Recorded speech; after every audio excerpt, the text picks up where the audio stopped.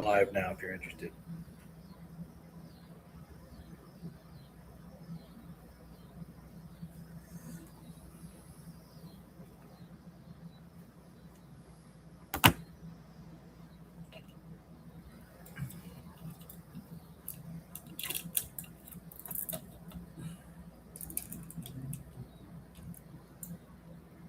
Hello, Logic. Who's that a picture of? It almost looks like me, your thumbnail. Really kind of hard to make out details, it's so small.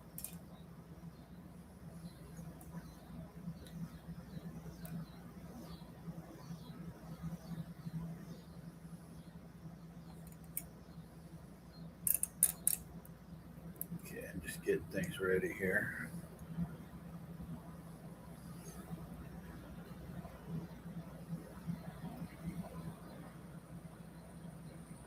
See if my voice, well, I just put it on silent. God dang it, this thing doesn't want to function. Now I got an echo.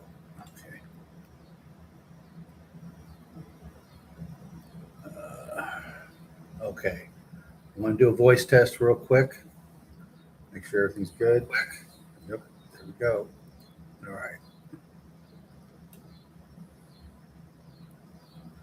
Skinny me, possibly. I doubt that. I haven't been thin in almost 30 years. Um, but yeah, it's a picture of a fellow with beard and mustache that kind of almost looks like me. Anyway, it's all good. So Shanny put out a video about her birthday, and of course, she's griping about her lot. What else is she going to do? She ain't going to get a job. So yeah, she's going to just sit around and gripe how she's got it so bad. Hello, Undead. So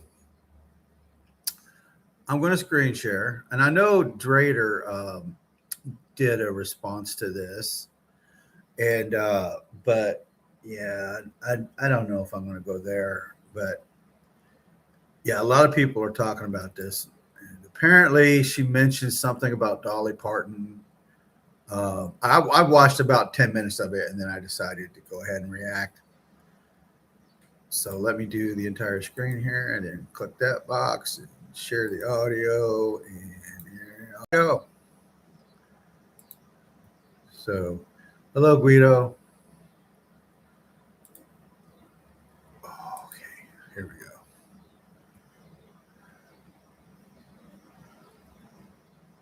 Now there's quite a few comments, and it's like, I don't know who these people are that she's responding to. Like they're giving her hearts. She's, oh, thank you for the hearts and stuff like that. Because everybody, except for like one or two, is responding to her in a very negative way. Like this guy an hour ago says, "Happy Warts Day." Uh, Tweenie Farm Girl says, "God don't like liars." A quick Google search shows Dolly never celebrated her birthday at Dollywood. So apparently she's claiming that uh, Dolly had a birthday party at Dollywood, and I got a feeling she's trying to say that she was there or watched it on a video or something. People are calling her out. Um, has Dolly ever celebrated her birthday at Dollywood? No, Dolly Parton has not traditionally ever documented to celebrate her actual birthday in person at Dollywood. Dolly always celebrated her birthday quietly at home in Brentwood, Tennessee, with her late husband, Carl Dean. Home and traditional low-key private life. She preferred a quiet private celebration home rather than large public parties. Shanny's always got to make anything that happens. It doesn't matter what it is. If there's a conflict in like some third world African or South Asian country or South American country, then Shanny has to somehow make it about her. She always does. And coincidentally, Dolly passed away. I think it was yesterday, the day before Shanny's birthday, apparently, because I think she's saying today was her birthday. Today is her birthday. Um, Hello, Granny Whisperer. Thank you for the $20. This is a gift for Shanny's birthday. That is beautiful. So I'm getting Shanny's birthday money. Um, you met Dolly. Oh, okay. She does claim to have met Dolly. I mean, Dolly does meet her fans, but I have my doubts that Shanny ever bothered to go and meet her. Unless she's got like some current YouTube fame or something like that. And the last bit of fame that I'm aware of, or notoriety, like current notoriety that Dolly, God dang commercials jacking things up, that Dolly Parton had going on was somebody on, like, I think it was America's Greatest Talent or America's Got Talent or something, whatever that show is. It's got Simon Cowell and the judges and all that. And so these, was it 2 or 3 women? I think it was 3 women made a song, and it was it was an addition to Dolly Parton's song that was very famous for decades called Jolene, and they made a sequel to that song, and it was a really big hit. And Dolly contacted them and said how much she loved it, and I think they might have got the golden buzzer for all I know. I'm pretty sure they got a record deal out of it of some kind. But that was what, like 4 or 5 years ago, and I don't know if she's been doing any of the talk show circuits lately, but she's done some of that in the past, not too long ago. And I don't know if she's actually performed anywhere recently. I mean, the woman's been, famous and making music and stuff for decades. So, I mean, I don't blame her for wanting to, like, the last 10 or 20 years of her life. She just wants to relax. I don't blame her at all. What is going on with this thing?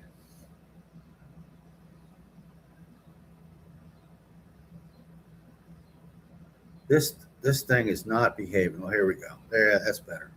Hello, Mark. My brother's here. Say hi to Mark, everyone. Yes, he's my real life brother. Anyway, so Miss Sassy says, you met Dolly. Sure you did. Stop spewing lies. She wasn't knocked off. So also, apparently, Shanny's saying that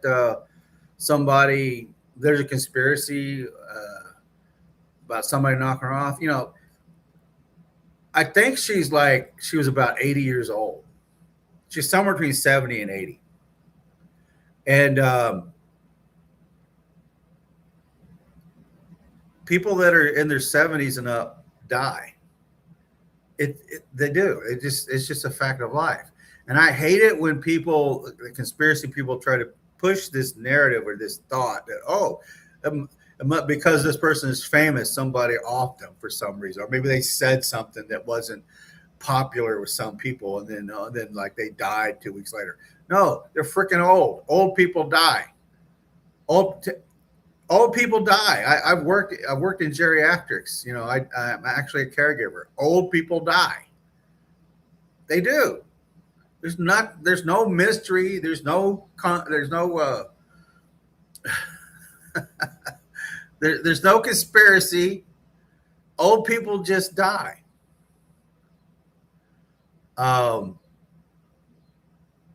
Jason says he doesn't like meth. He just likes the smoke.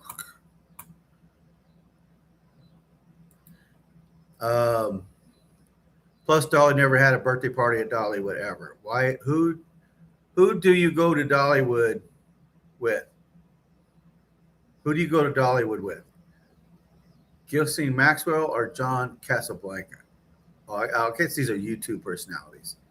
Marquis de Sadie says, "Love bomb." Lisa, oh yeah, she likes your comment.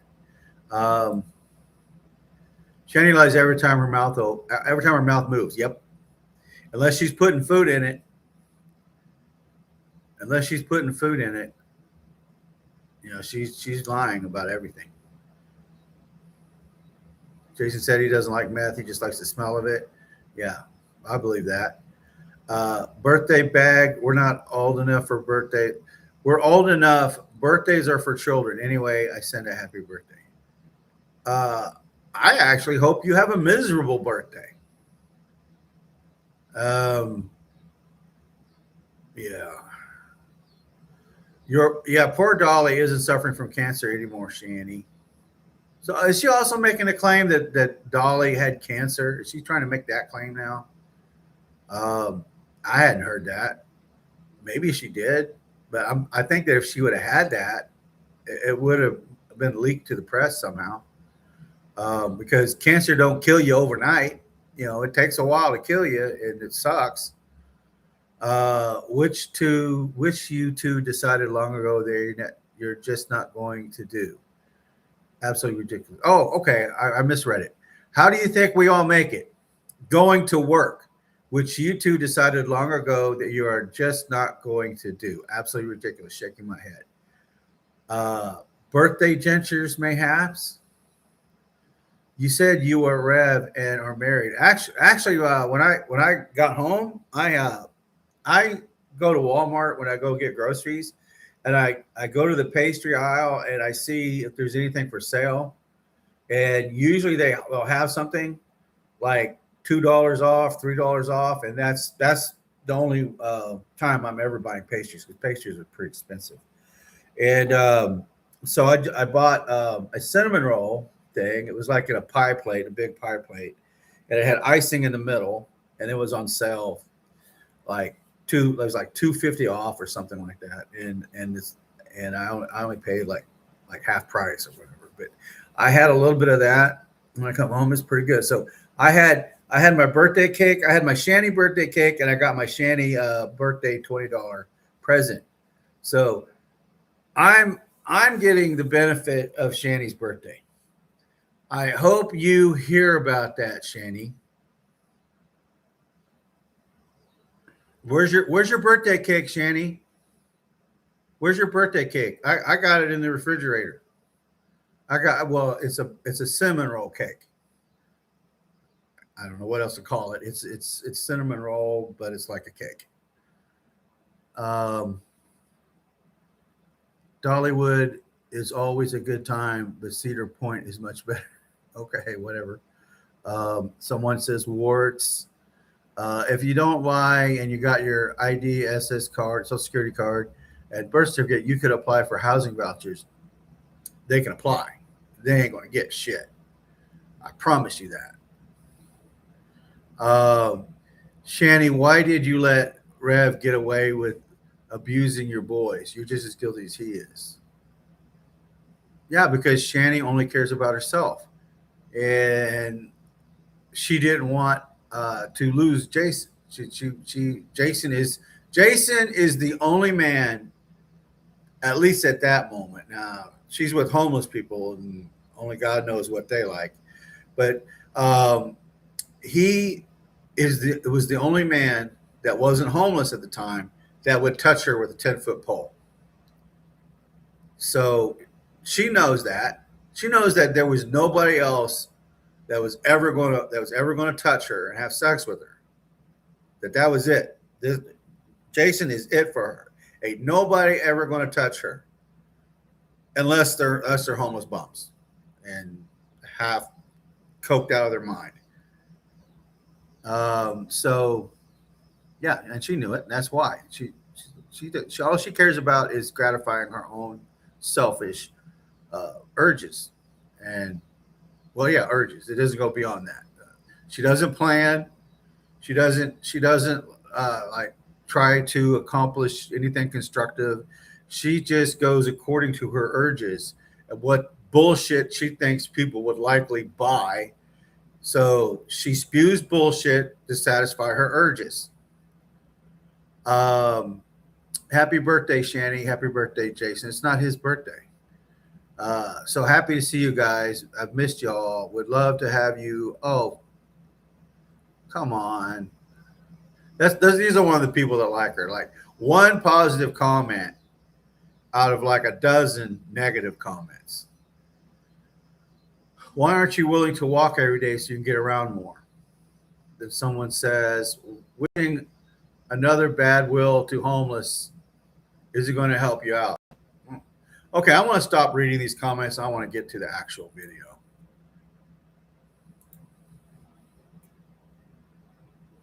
She's she was renting the kids out. What? Complaining or reporting she wasn't even giving refund.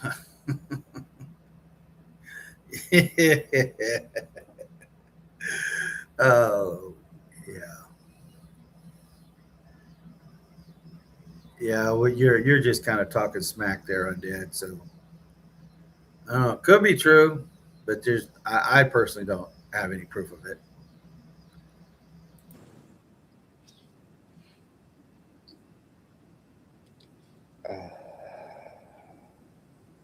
Who is Vamp? Vampire guy. The vampire guy was people that they were sharing the tent with, and then he got to find out how they were. So he went and got himself a job, and he had a girlfriend that was also with him who was homeless. So we called them the vampire couple, and they decided they didn't want to be homeless anymore. So he went and got himself a job, and she was like trying to locate other resources that they could use and get themselves going and stuff. So they got their act together, and they got all that tent, and they left the tent to Shanny. And I do believe that she complains in here. Yeah, I remember hearing it. She complains in here that the tent is falling apart. I feel like I feel like I look like hell. You don't. I don't. You look cute as shit. Thank you. Look at this. It's beautiful. Baby. So Oh, Jason yeah. is there. So Jason Thank is, you. is now broken his radio silence. He is there, and he is letting Shanny run everything as usual. Because hey, that's the winning move, right? That's the move you make. If you're homeless and you have a person that all she does is consume resources and then deflect all responsibilities onto circumstances and other people messing with them. So yeah, that's the winning move. You let that person run things. That's what you do, right? That'll help.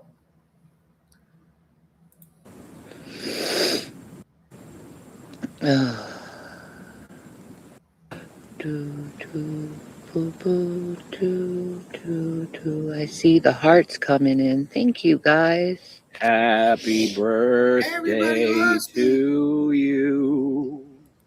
You suck ass and you're huge.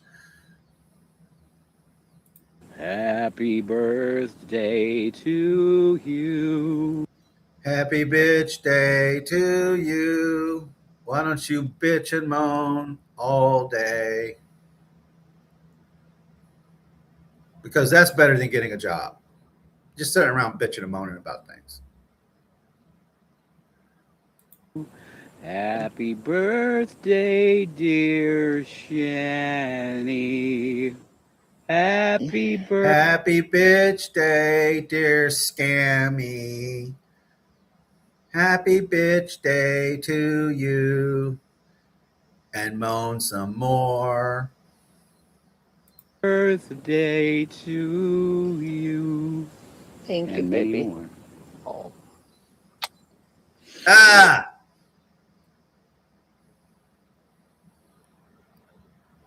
Kissing her would be like kissing a warthog's ass. Hello. How are you guys? Thank you guys for all the love.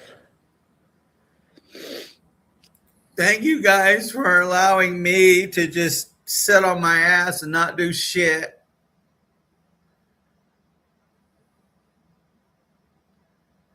Thank you for the money you gave me for lying about my cancer.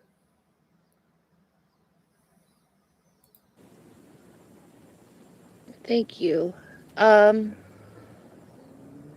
where do I start? It is my birthday today, but it's been a very hard 2 weeks. Uh, just I ain't funny. Where you been?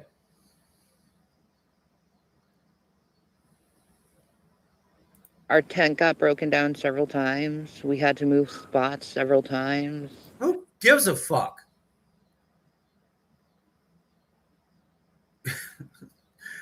The fact that you have a broken down tent don't mean shit.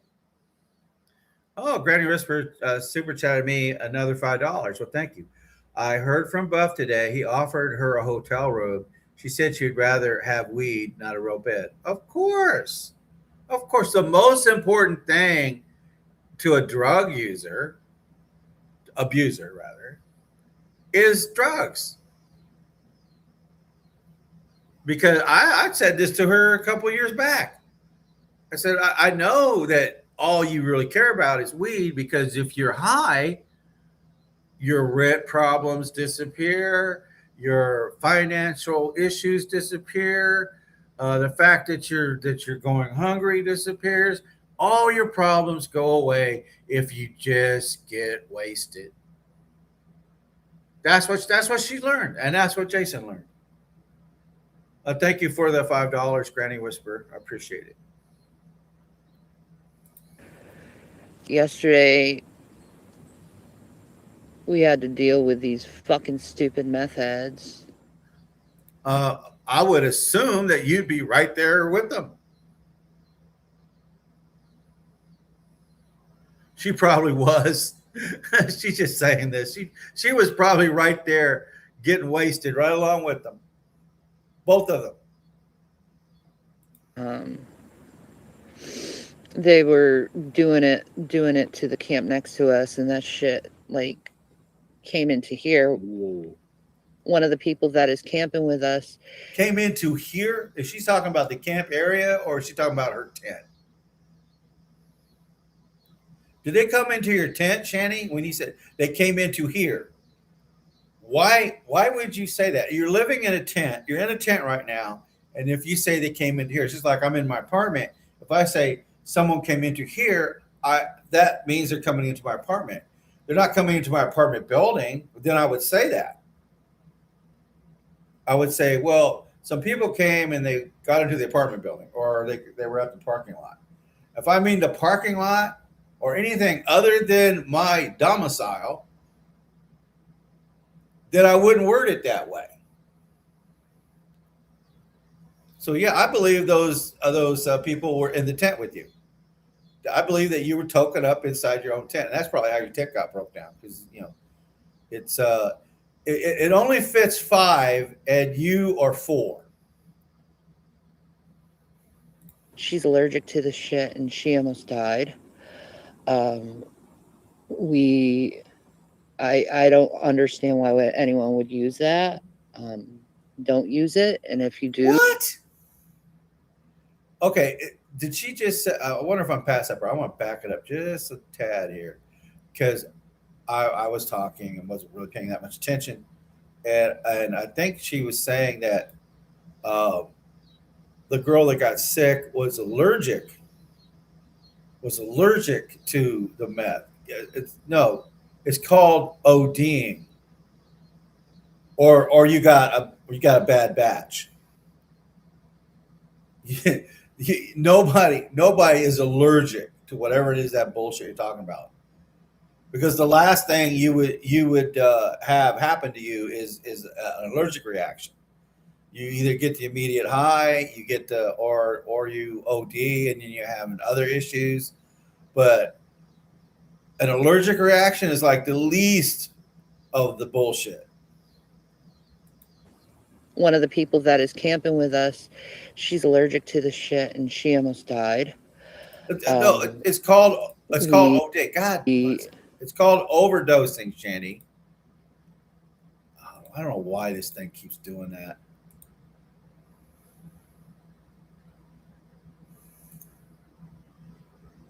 What is going on here? I don't understand why anyone would use that. Don't use it, and if you do, please get off it ASAP. That shit is awful. It's gross. It's anyway. It's definitely the most manic I've ever been in my life. Yeah. Jason just said, Yeah. that's the most manic I've ever been in my life. Why would you say that? Why would you say that unless you were partaking? That makes no sense. Why would you have a manic episode? And we all pretty much figured this out. Jason's mental illnesses or the whatever appears to be a mental illness, that's from him taking drugs. He chemically induced himself into where he is now a psychotic because he has chemically altered his brain. He has chemically altered his brain. He has chemically altered his body from all the substance abuses over the years. That's why he has the issues he has. And he would only have an episode like that if he was on something. You know, when he was in that house and running around and acting crazy and all that just before they got thrown out, he would they were both doing shit. They were at the very least they were doing weed. And one time he panned the phone around and Shanny was sitting on the couch and she had a bong. This was like a couple of weeks before they were thrown out of the house. She was sitting there. It might have been like a month before they were thrown out. She was sitting there on the couch with all the trash and everything around her, and she had a freaking bong in her hands. They sit around and they get wasted. Whatever little money they get, they go out and they buy shit with it and they get wasted. That's what they're about. That's where all their damn money goes.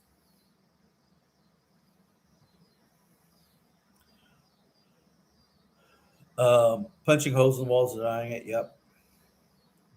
Um, Logic Godshaw says he would drink lots of coffee and smoke packs of cigarettes a day, doing nothing, and he would complain about how bad his mental state was. Yeah, I mean, you're pretty into the shit if you need to smoke cigarettes and drink coffee to ease yourself back into what would feel like normalcy. And the cigarettes has nicotine. I think nicotine has a calming effect. And then caffeine is like it's a stimulant. Caffeine is like a stimulant. And but it's not as strong as the dope that they take. So it's kind of makes them feel even. It's like coming down off of something you got to wean yourself. So they self medicate. They self medicate with alcohol, cigarettes, coffee. When they're trying to when they don't have any more bullshit to take, they don't have any more like weed or anything else that they're doing. So they use those things and the monster drinks and stuff because that is the next best thing to actually taking whatever crap they take.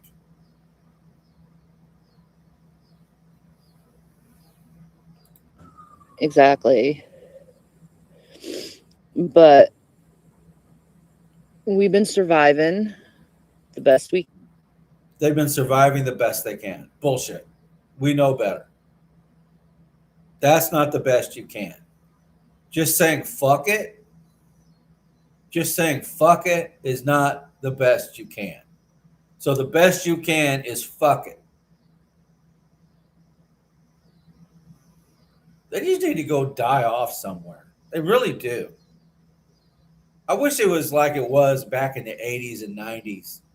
If this is how you were, you either unfucked your shit or you died in an alley.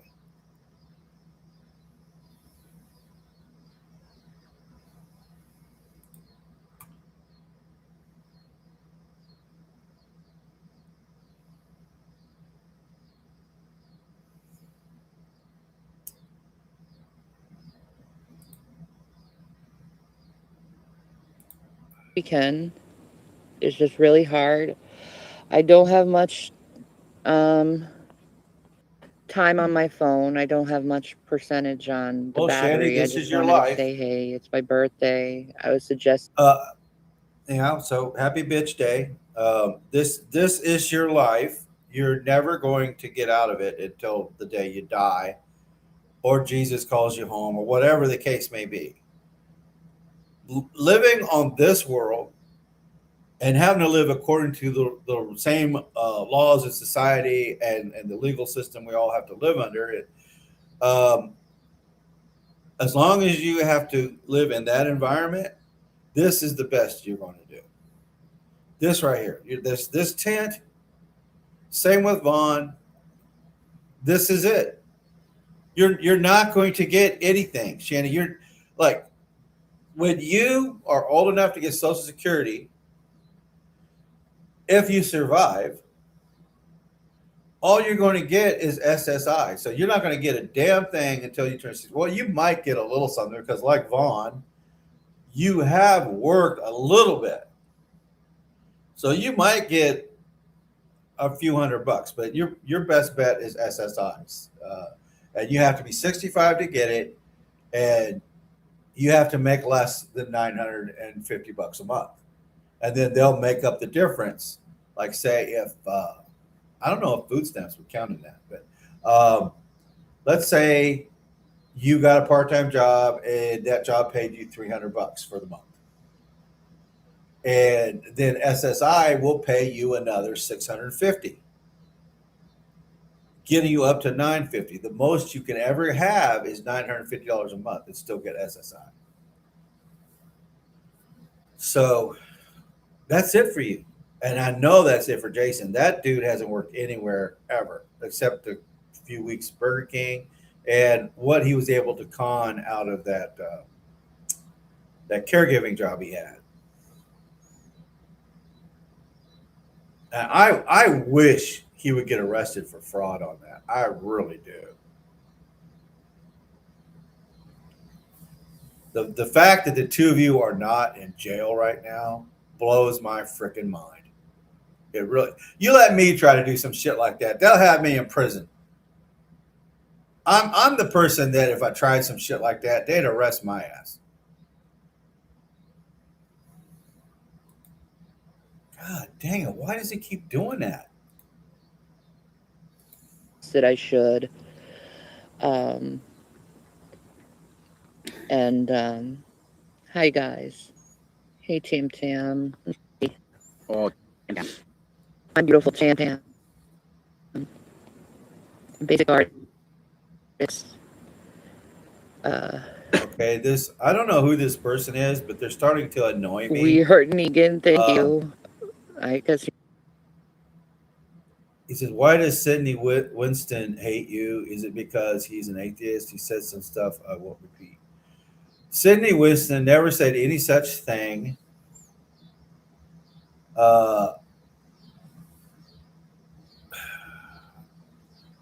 I don't care what somebody else's religious beliefs is. I only care about my own. As long as they're not shoving it down my throat or saying something insane that they expect me to believe, I really don't care.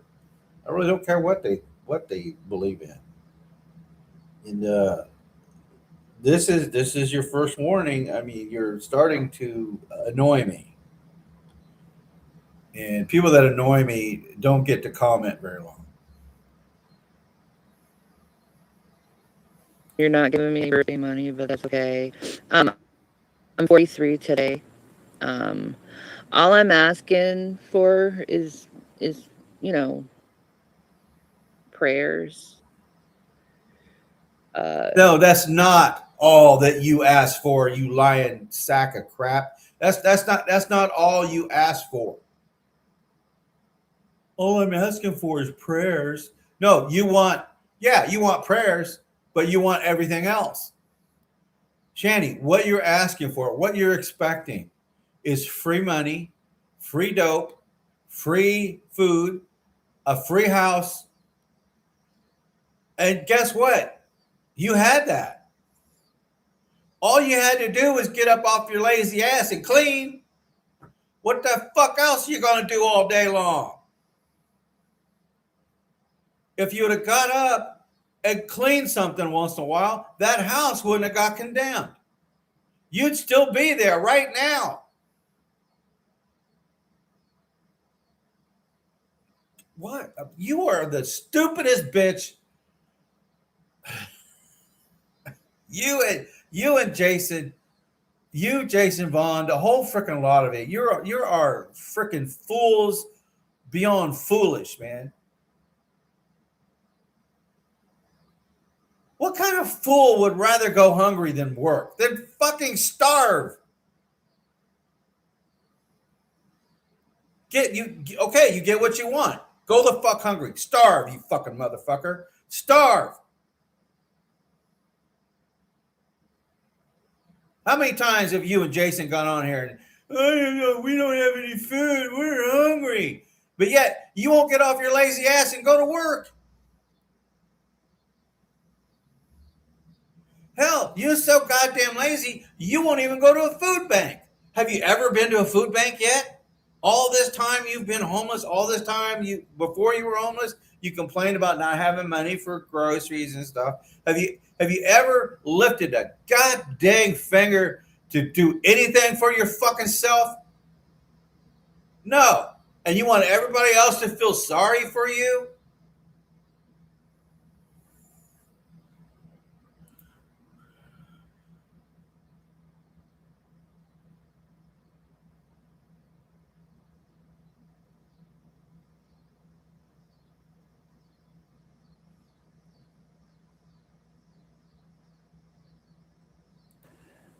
You know, It's okay, goodwill Granny. I coming our appreciate way. it. I appreciate it, but do what you feel you need to do. But I mean, I have respect for Sydney. I don't dislike him.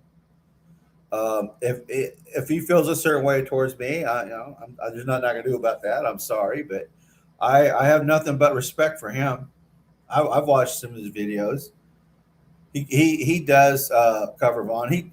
He has mentioned me, like what was it, like a year ago, when I was able to contact John. He let me say something to him, and I told him, I said, you know that Vaughn's full of crap, right? You have to know by now. His claims of his past occupations, are nothing but BS. And Sydney did like some kind of a reaction to that a little bit because John had me leave his live stream after only a moment.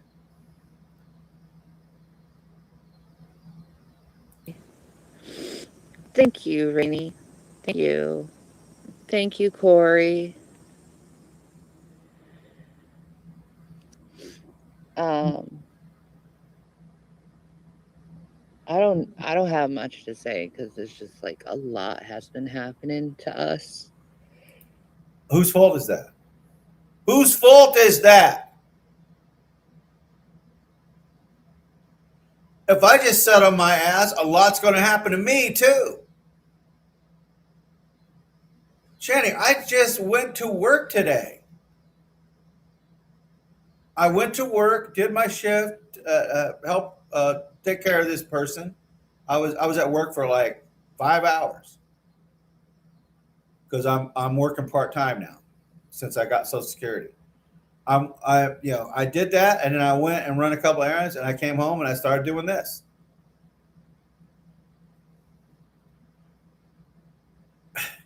I am 20 years older than you. You just turned 63. You just turned 43 today. I'm 63. I'm 20 years older than you, and I do more than you. I'm not sitting in a goddamn tent. Somebody would have to beat my brains out before I'm dumb enough to let myself get in that situation.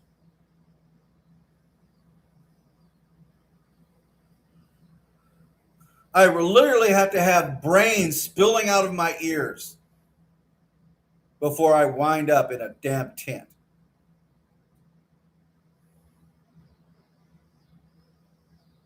In such a fast period, and it's just like it's really fucking hard to deal with this shit.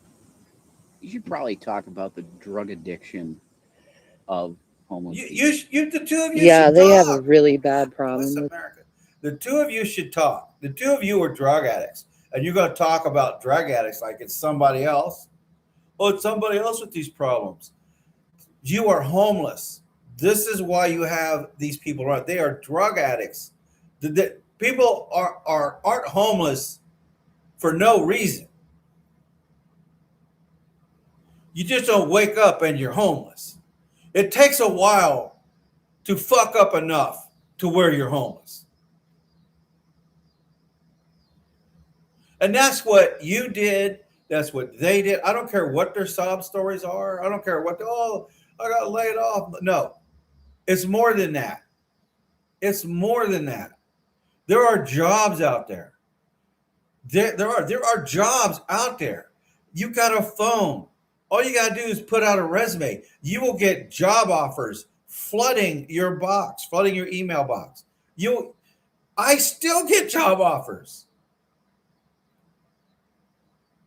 You just don't want it. You just don't want that life. This life here, this is the one you want. You want to be homeless, living in a tent, people feeling sorry for you and giving you stuff so you can go get high. And you're going to talk about other people around you that are like into meth and stuff and how bad it is, what a bad environment is. You put yourself in that environment. Nobody did a fucking thing to you, Shanny. You're the one that wouldn't clean your goddamn house. You're the one that wouldn't get off your damn ass. You're the one that wouldn't provide for your kids. You, not us. It's not my responsibility or anybody else's responsibility to clean your fucking house. It's not my responsibility to feed your fat ass. It's not my responsibility to feed your kids. It's not my responsibility to do a goddamn thing with your kids. The only thing that I'm obligated to do is like tell someone your kids are in trouble. Tell someone, hey, there's these kids living here and they don't have shit because their parents don't give a fuck. That is the beginning and end of any accountability I have or any of us have. You laid down, opened your legs, and allowed yourself to be impregnated, and you squeezed out those kids. It's on you and the person that laid down with you. So knock off this shit. That I think a lot of them stay homeless just so they can, Yeah, and we're looking at one of them. You won't do shit to make yourself not homeless. It's somebody else's responsibility, right?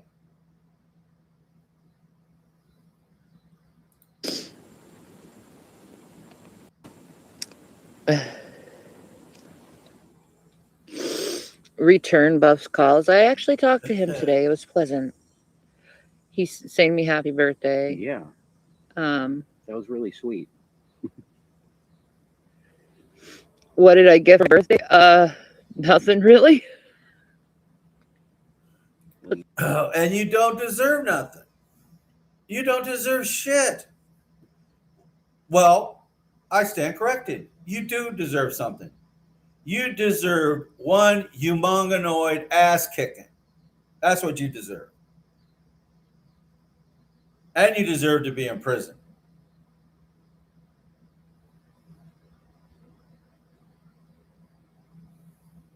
You got it for yourself. There, prison. That solves your homeless problem. Yeah, I did. I Nice did. calzone. I did. I got it for myself. Mm-hmm. Oh, Lisa. But, what would make my birthday really special is if I could hear from my boys. What the actual fuck? You want your boys to talk to you, send you a note, give you a phone call on your birthday? Have you called them on their birthday? Well, I don't know if you're allowed to, but you could have made like a video that they might actually see. You could make a video telling them that how sorry you are for fucking their lives up, and you could also tell them happy birthday and stuff. You get once you start doing good shit for your kids.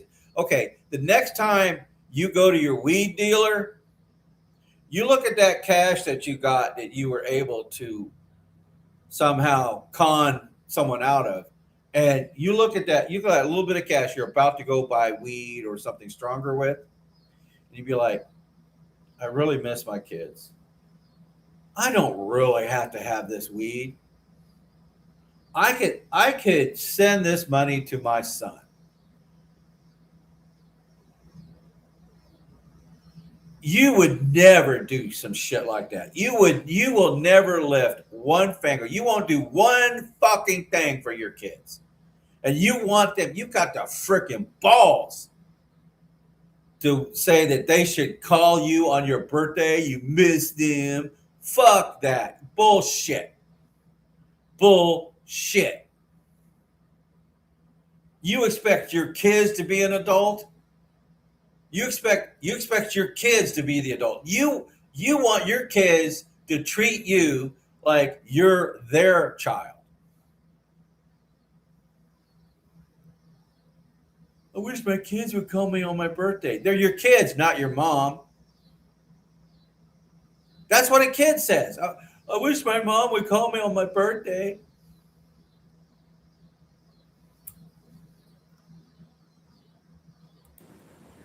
Because I really fucking miss them terribly. Yeah. Hello, Hatfield. And that's been eating me up. Hey, Not Will, did you enough. say hi to your mom, or Listen to you. Fuck you. Shut the fuck up. Jason, shut the fuck up. You ain't nothing to those kids. You're their abuser. At least Shanny is their mother, and she is also an abuser. But at least she's their mother. There's that connection. You ain't shit. You're just some dude that fucks their mother. In other words, as far as they should be concerned, you ain't nothing but a motherfucker, and you ain't nothing but a lazy motherfucker. And if I was William, I'd come find you. I'd come find you. I would whoop your ass. If I was William, I would come find you and whoop your motherfucking ass. I would drag you out of that fucking tent and I'd rub your face in the dirt. And I'd tell you what a low-life piece of shit you are. So here, eat this dirt, motherfucker. That's what you deserve. You deserve. This is what you deserve. This is where you need to be. Zachy out there? You know we love you guys. Could you contact your mom? Fuck off. Listen, God, I would, if I was William and I heard him say this, I would be so enraged. I would be so enraged. Like, I'd be inconsolable.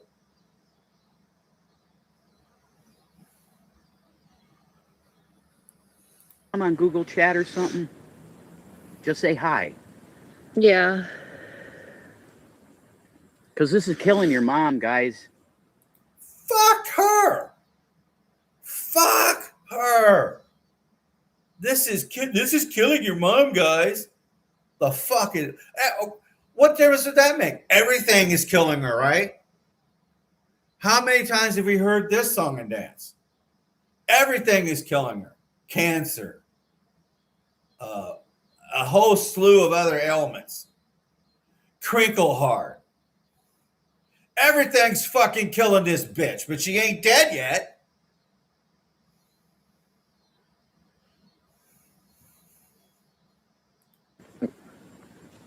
So, you know, just found out I'm going to be a grandma. Well, Richard and... Yeah. Richard's pregnant. No, Granny Whisper is right. Don't do it, William. But I understand the urge. And you're obviously better than me because I couldn't. I couldn't hold back.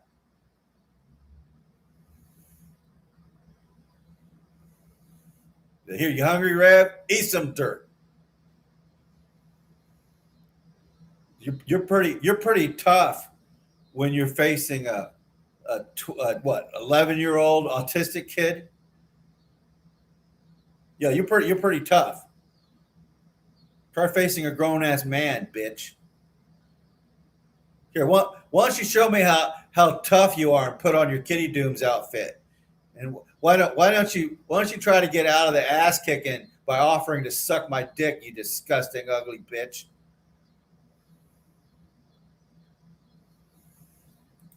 Child. My adoptive child. I have actually 2 adoptive children right now. Oh, fuck off. You don't either.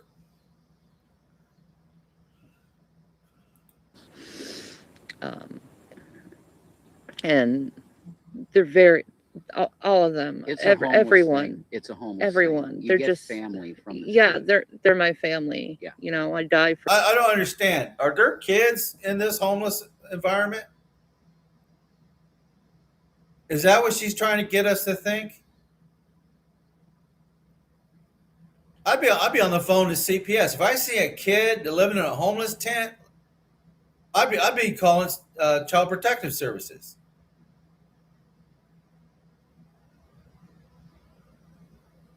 For them. Yeah. I just Why are you bothering to like metaphorically adopt kids and like I gotta see it to believe it.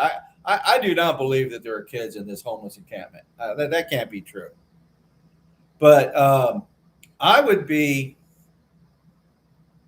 interested in knowing how come you're talking like, oh, you're gonna like love on these kids and give them things as if you could. You're homeless. That you're gonna like try to take care of them, and you won't even do shit for your kids.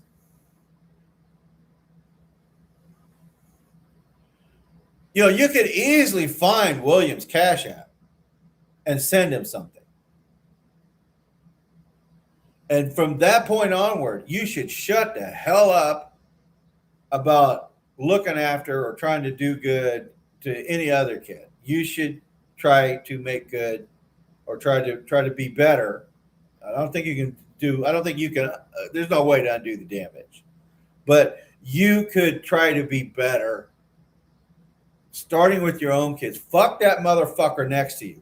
Go. You need to go and do good as much as you can for your own kids.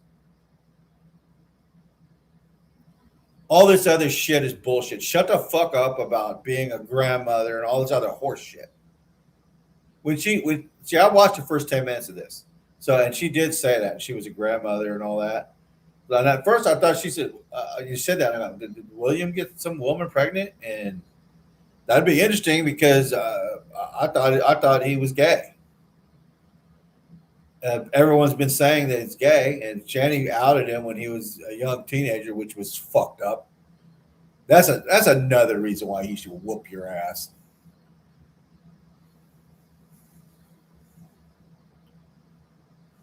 You know, I want a better life for us. I want a better life for everyone involved in this because it's like we can't. There are do kids this struggle much longer. There are kids that live. Wait a minute. Oh, God bless it. I need to. There we go. So let me read this here. Unfortunately, there are kids that live in the homeless camps in situations like car community. Then why doesn't CPS get involved?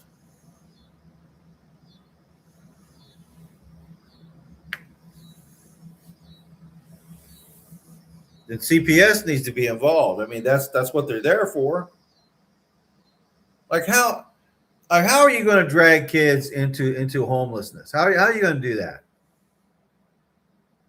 You should, if your kids are going to be like, you're going to be homeless, you're going to drag your kids with you. I mean, if your kids are with you and it's been like more than a month and it doesn't look like your situation is going to improve, then you need to turn your kids over to someone who can take care of them. Like, you know, I don't know what agency it would be, but you need to turn your kids over to the authorities so that your kids could, if you can't provide them with a warm place to sleep and food to eat, things like if you can barely do it for yourself, if you can't do that, then you need to go take your kids and turn them over to the authorities until you're in a situation where you can provide those things. I don't know why people do that. Why do people drag their kids into homeless? Are they that damn selfish? And well, when I really think about it, in order to become homeless, uh, you there has to be something wrong with you, um, because there are like too many warning signs on your way to homelessness where you could try to avoid the situation. Um, I think a lot of it has to do with mental issues and drug issues. So I don't know. I mean, wouldn't you do that? Like if you were a police officer and you went by a homeless camp, and you see kids there, wouldn't you? You're a mandated reporter as a police officer. Wouldn't you like mention it to someone?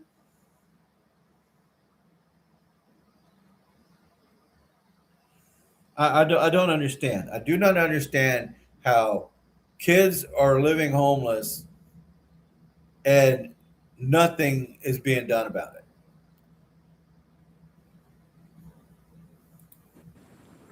Thank you, Tam, for doing everything you can.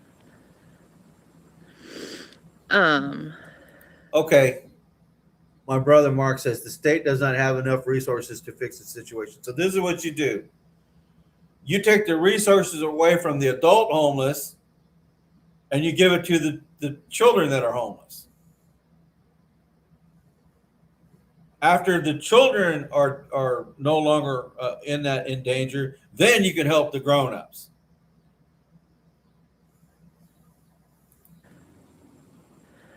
the walkathon, I don't think I could physically do that.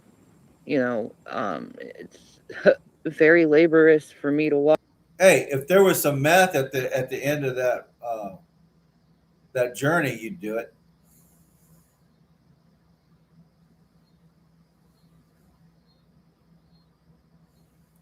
to where I go, you know. Um, Yeah, since we moved, you haven't gone anywhere really. no, And like, that's really bad. I mean, I know. Dashton, sweetie pie, Oh, I love you. shut up. Um, so I'm reading some of the chat here. So Hatfield McCoy says, especially knowing the amount of violence that goes on in the homeless camps and camp against camp. Yeah, I like. Yeah, take the resources away from the homeless because they get stuff. There's shelters and stuff. It'd be like no, like say they know that you have kids and they're homeless. Then the authorities come in, they take the kids, and they put them in the shelter. And if there's anything left, then the grown-ups can have it. I mean, I'm sorry, that's just how it has to be. Heart for you. How are you doing, sweetheart? What about Jason? Well, Jason had his birthday on the 19th. He didn't want to go online. no. Uh, Happy birthday, Virgo's reunion. Yes, yes. Why the fuck would I go online?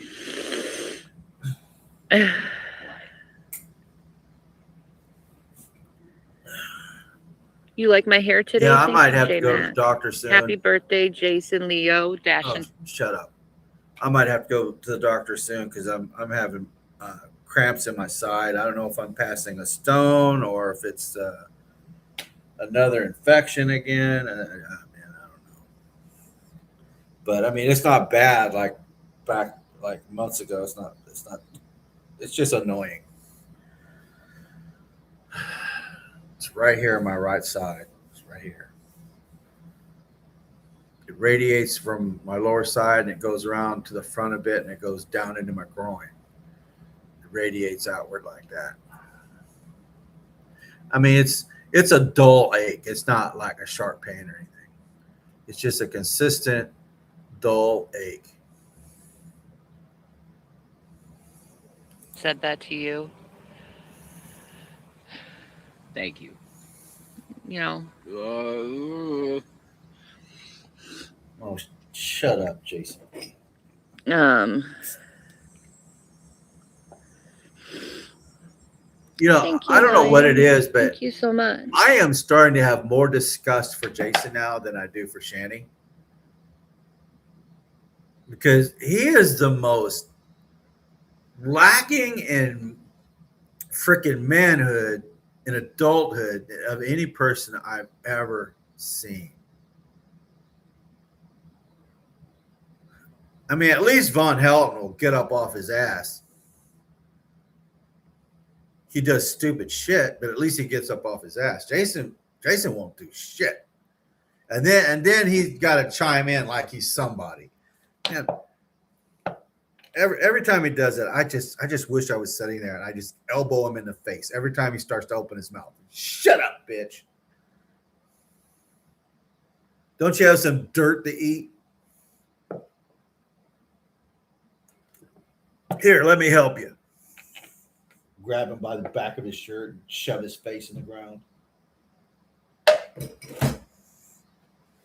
If you ain't gonna be quiet, eat this shit here. I've just, you know, been hanging around with my friends, family.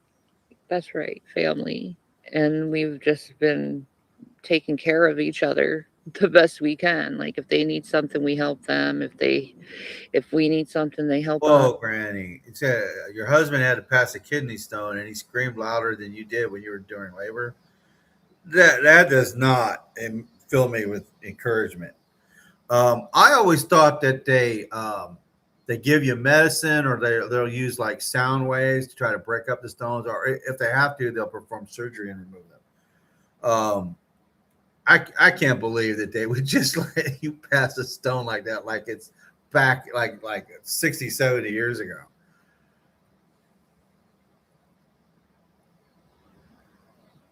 And it's really beautiful. Where do I live? In a tent. I'm homeless.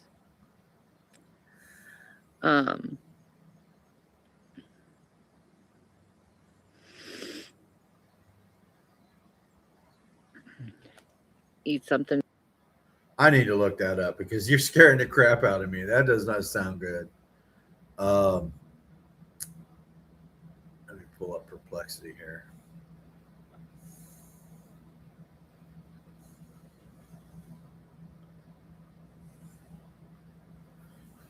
What is the modern treatment for passing a kidney stone or getting rid of a kidney stone?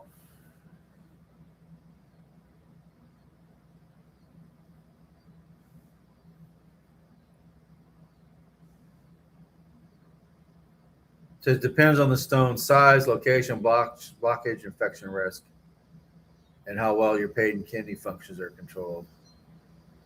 Small stones often pass without surgery. Stock, painful, infected, or kidney stones are usually treated with minimally invasive procedures. Um, do not simply try to drink a lot of water and wait.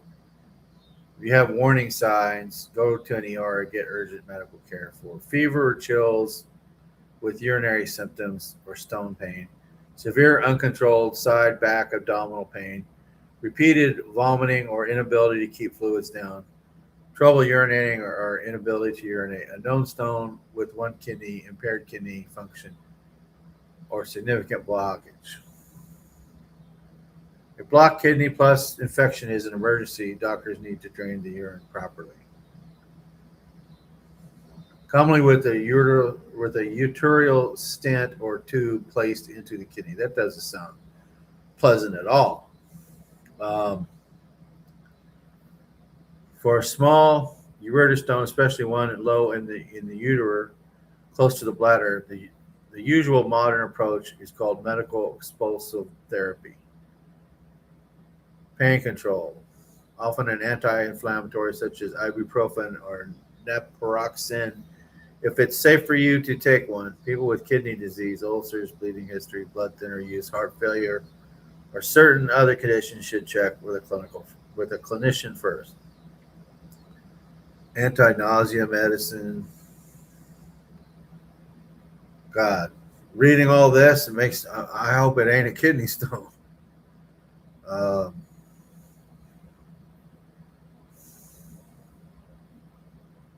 Someone just recently told me that passing a kidney stone is extremely painful.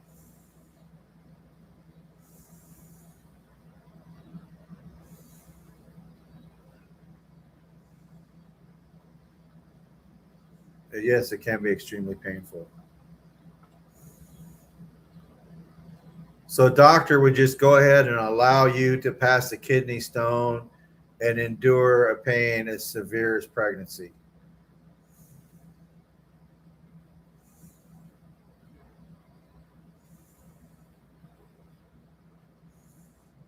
Not exactly. A doctor may recommend letting a small, safely positioned stone pass, but they should not just tell someone to endure an uncontrolled agony. The plan also includes pain treatment monitoring, a clear point at which the stone is removed or the kidney is drained instead. How small would a stone have to be in order to pass through? The urinary tract for a male is quite small, in my opinion.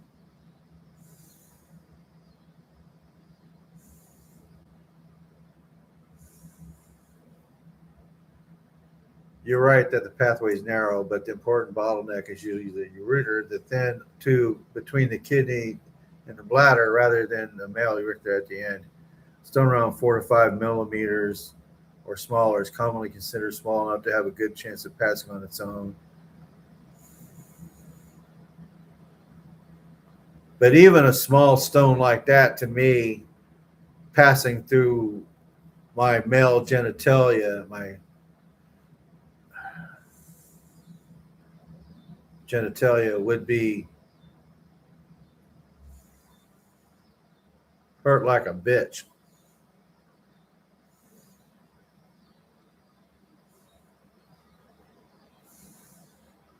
Absolutely can hurt.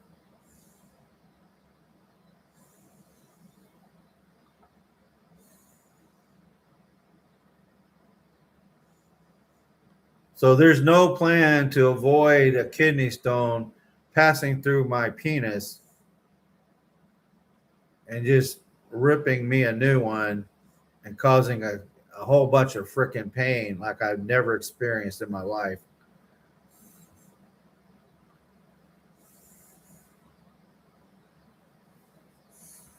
No, there's no plan to avoid making you endure uncontrolled extreme pain if the stone is too large, causing severe pain despite medication, block urine, causing vomiting or associated with infection. A small kidney stone does not usually rip the penis open.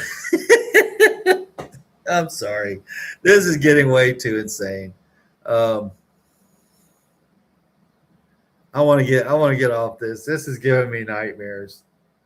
I'm fighting the urge to cross my legs. Let me pull YouTube back up. Let's see what kind of comments you all are giving me this ridiculous conversation here. Listen to the nurse. Constant abdominal pain is nothing to ignore.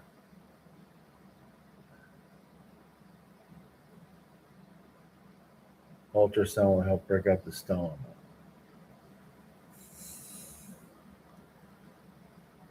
To me, I'm envisioning like a small little piece of glass or something travel down my freaking genitalia, man. Just that doesn't sound appealing at all.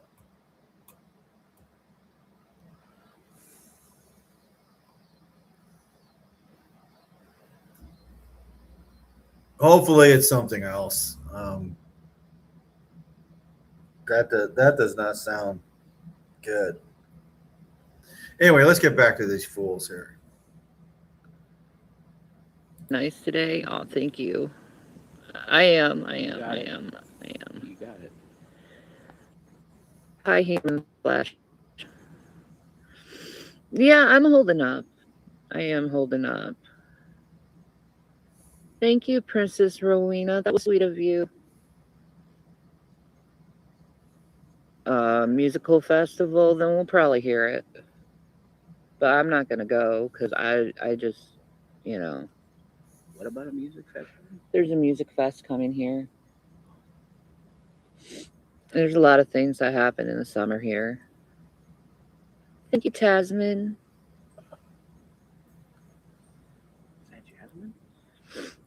What are you saying, Mark? No, Tasman McLean. What are you trying to say?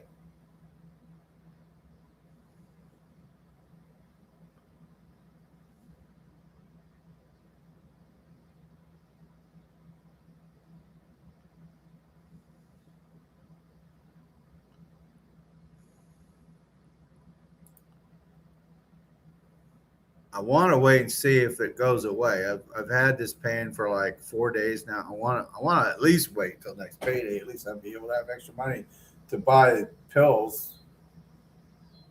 Because that bitch is expensive.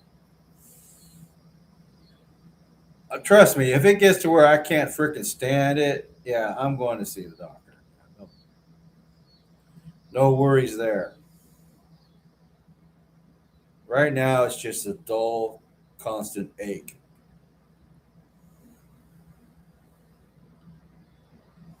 It's not Jasmine. Okay.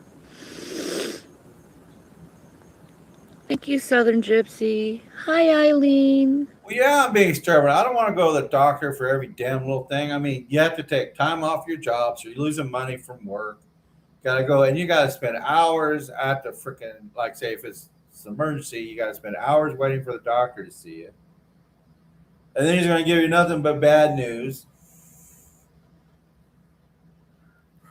And then you got to go get the freaking medication. So you go through all this bullshit, and then you have to pay for the privilege. So, yeah, I'm not thrilled at the prospect of having to go see a doctor. I never was ever thrilled about seeing a doctor.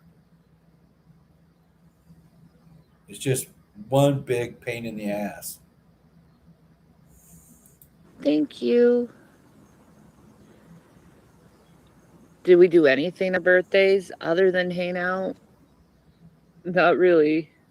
Not really. How can you do it? My favorite recent memory?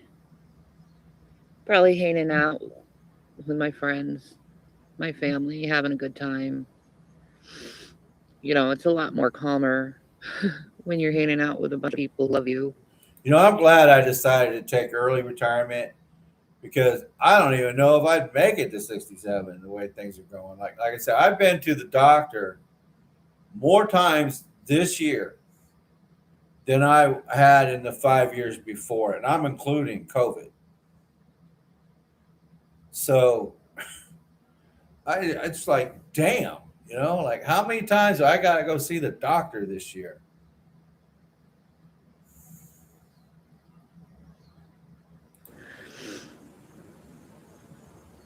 I Phase 10 yesterday. I did. I played for Phase 10 yesterday. Some fun. You know.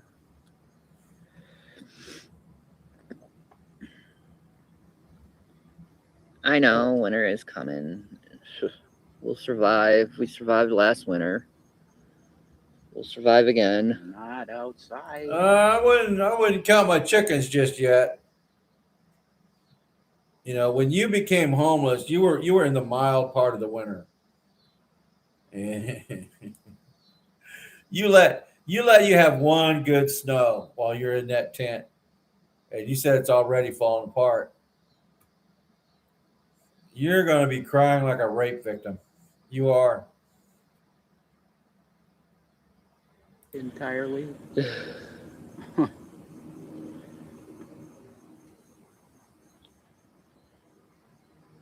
No, I don't have a black eye. It's just like, Yeah, you're right, Mark. it's hot out.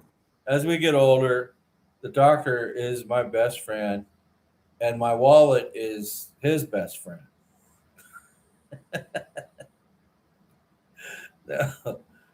He's best friends with my wallet. I had mascara on, you know.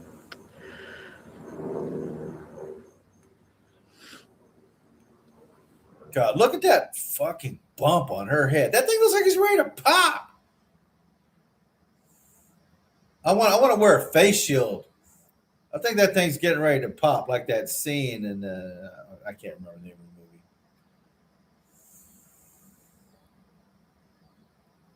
of the movie.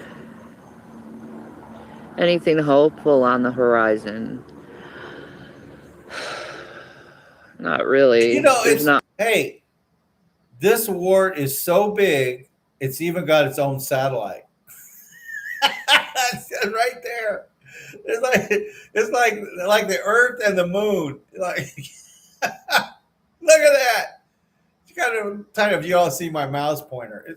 She's got a tiny one right there between her eyebrows, just like an inch under the big one. It's like, God, how could you stand looking in the mirror and not want to fucking scrape that shit off your face, man?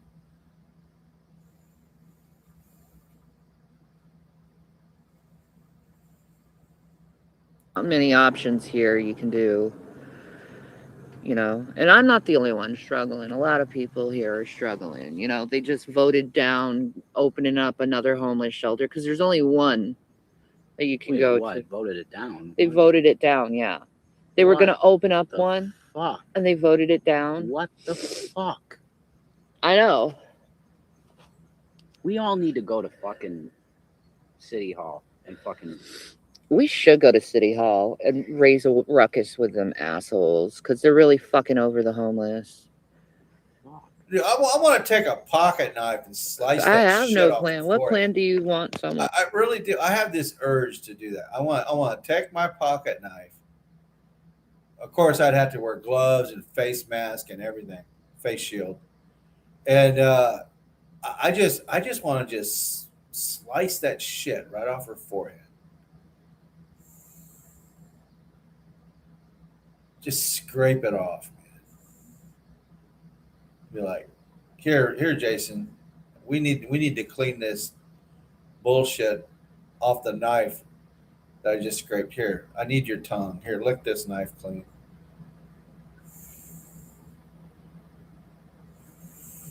Who's homeless exactly to do? Really nothing you can do other than just wait for an opportunity, I guess you could say. Well, Yeah, she's got the one on her some forehead. She's got the little slave satellite labor right there. She's individual got one Yeah. above her bringing in eyelid. $40 in a day, She's got one on her cheek right That's here. about She's all got you can another do. one down here and you're lucky if you get that near her money. chin. Yeah, that's true. That's just Yeah, I one can side trust of her these people fucking with my face. life, man. They ain't gonna let anything happen. She got one right here.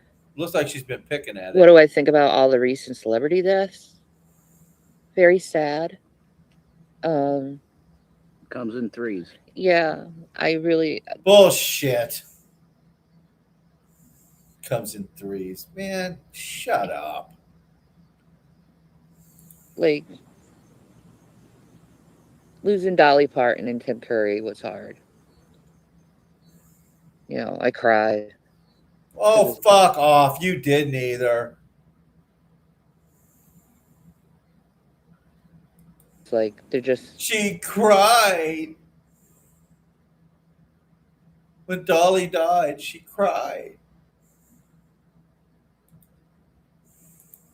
such legends, and they were both such beautiful people, especially Dolly. Yeah, she's talking about Dolly. Since Dolly died near her birthday.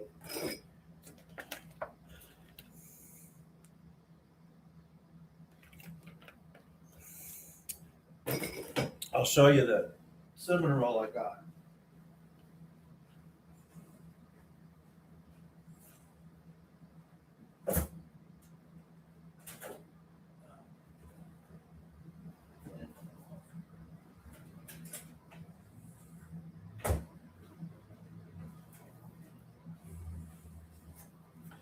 It's called a cinnamon roll cluster, and so I got it on sale. It's almost half off. It's like it said it saved $2.39. So 240. So 360 and 240. That's $6. This thing normally would have been $6. I paid about 360 for it. This lid thing came off, but yeah, I ate about a third of it.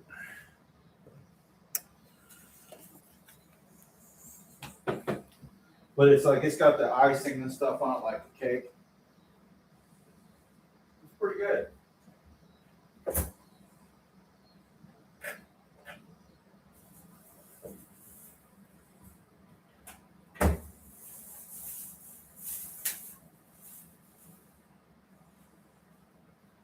Yeah, Charlotte's over here. She thinks she's going to get something. Yeah, I know.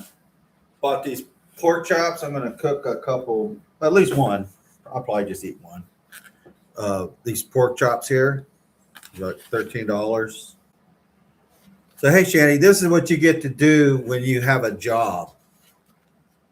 You actually get to buy groceries you can cook at home. So you don't have a job, you don't have a kitchen, you don't have a stove, you don't have a refrigerator, you don't got shit.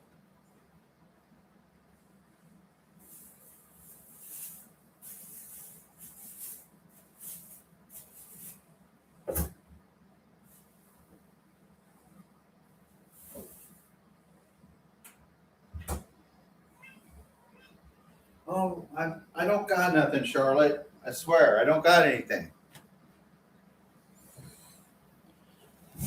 She meows at me angrily because she thought I was going to fix some food and I didn't, so she had to let me know.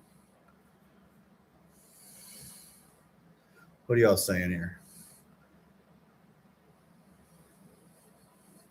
Her fake celeb status, she thinks she's next. I love Shannon. I love every minute of it. Of what? What do you love?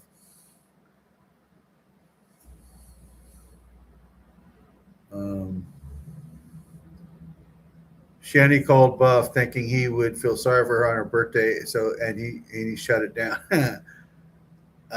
You loved every minute of that, apparently, and I was so proud of Buff for not buying into her manipulation.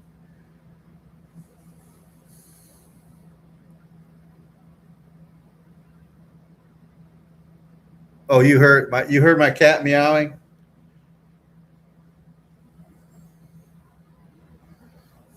Yeah, every time I go and open the refrigerator, she comes running over there. She thinks I'm going to start fixing food and I'm going to give her something. And when it doesn't happen, she's not happy. I actually met Dolly Parton in Dollywood. It'll have to be DoorDash. I think it was my She's not birthday, gonna cook this actually, for Jason. when we went to Dollywood. Stare.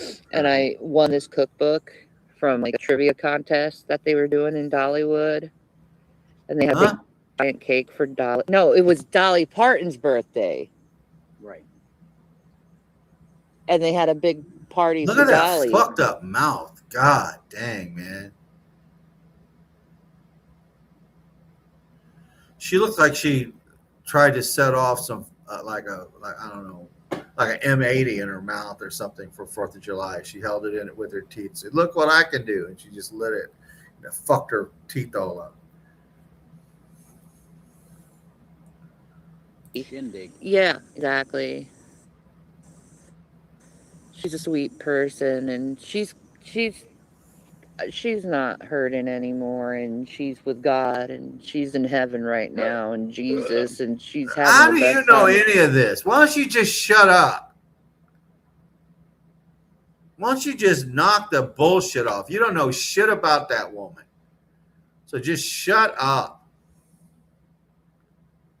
Why don't you talk about her career? Why don't you talk about her songs? So that's how you honor the woman. You ain't gonna be like, oh, I'm just gonna say all this fluffy puffy shit that don't mean a goddamn thing because I never knew the bitch. So why don't you, instead of talking about all this stuff like you knew her personally, why don't you just say how much you liked her music? you know, and when she was on the Porter Wagner show back in the 70s, my folks used to watch. I just thought she was just some singer with big boobs. Like I was just a little kid. I didn't think much of it. And then, like, when I look back at her photos from them days or seen a clip of her from the 1970s, I'm like, holy shit, she was cute. She was beautiful. Like, I can't think of a single dude that wouldn't want to get some of that. I mean, she was freaking awesome looking. For life, I guarantee right now. Fucking tragic. Hayden Panettiere. Yeah, Fucking- Kyrie passed away. That was very sad. It's fucking tragic. 36. Yeah. What the fuck? Yeah, I'm convinced in my conspiracy theories they probably knocked her Oh, off. fuck off. I am so sick of conspiracy theories. I'm even getting offended watching some of the end time stuff. Like there's this one place, this one YouTube channel where they every day they talk about, oh, this thing is happening in the news, so it means Jesus is coming back. No, it doesn't mean that. Like every damn little thing, it's like, oh, this fits into it, and the new world order is doing this and all that because they know the rapture is going to come. And what the hell is that freaking channel? They blocked me because I called them out. I made actually it's a panel of like about 5 people, and they're like self-proclaimed like preachers and stuff. They might actually even be real preachers, but they're talking, and they're always. I get an angry vibe from them, and they're always talking about whatever's happening in the news. You know, the nonsense going on with Iran, whatever Trump's doing, whatever, like any little thing. It's like, oh, this is it. This event right here proves it. Jesus is coming back. I'm so dang sick of that. And really, the straw that broke the camel's back with me on that stuff was when Brother Joshua's prophecy just fell flat. And he's still making predictions. I am so tired of hearing about it. I'm sick to death of these people claiming to have some sort of connection to the prophecy of Jesus' return and the rapture stuff and all that stuff. I'm so sick of people claiming a connection based on some bullshit thing that's happening in the world somewhere. And the only thing that we're supposed to make a connection to on that is our personal faith. And the relationship we should be trying to cultivate more of with Jesus himself, with the Holy Spirit and all that. You can't look at like things in the world and be like, that proves it. No, it don't prove nothing. It don't prove nothing. The only thing we're supposed to look at is what happens with Israel. Because the whole thing is going to be a surprise. It's going to be a shock. And I'm so tired of people saying, oh, let's do this and get ready and all that, like, no. You're supposed to be ready in here and up here. You can't point at world events and say, oh, this verifies my faith. No, then that's no good. You can't do that. So I'm sick of Shanny making these claims as well. I'm pretty much sick of all of it, but especially coming from someone like her. She was exposing people. Rev's birthday was on the 19th. She was exposing people? She's talking, Dolly Parton was exposing people? This is news to me.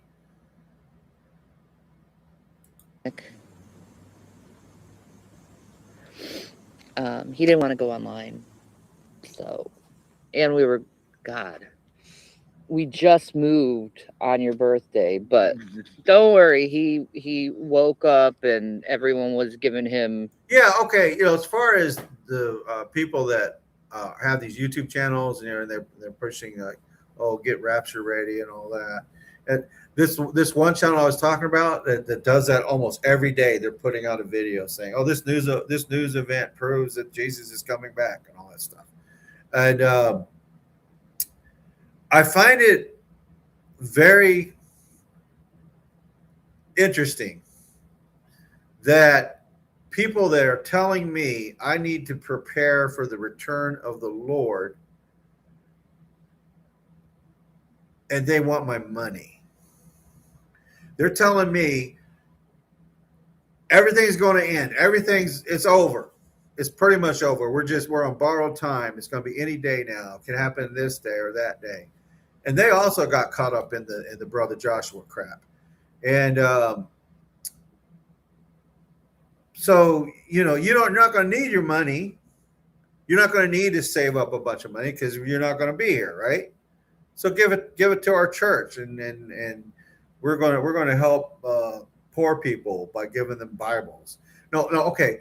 They're like printing a whole bunch of Bibles, and they're going to hide them so that the people that are left behind will have Bibles when the Antichrist makes the world a living hell.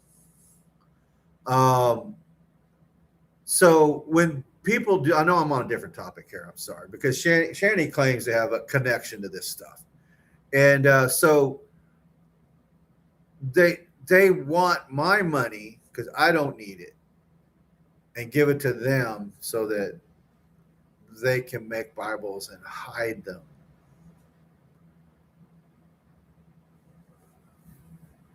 Wow, seriously.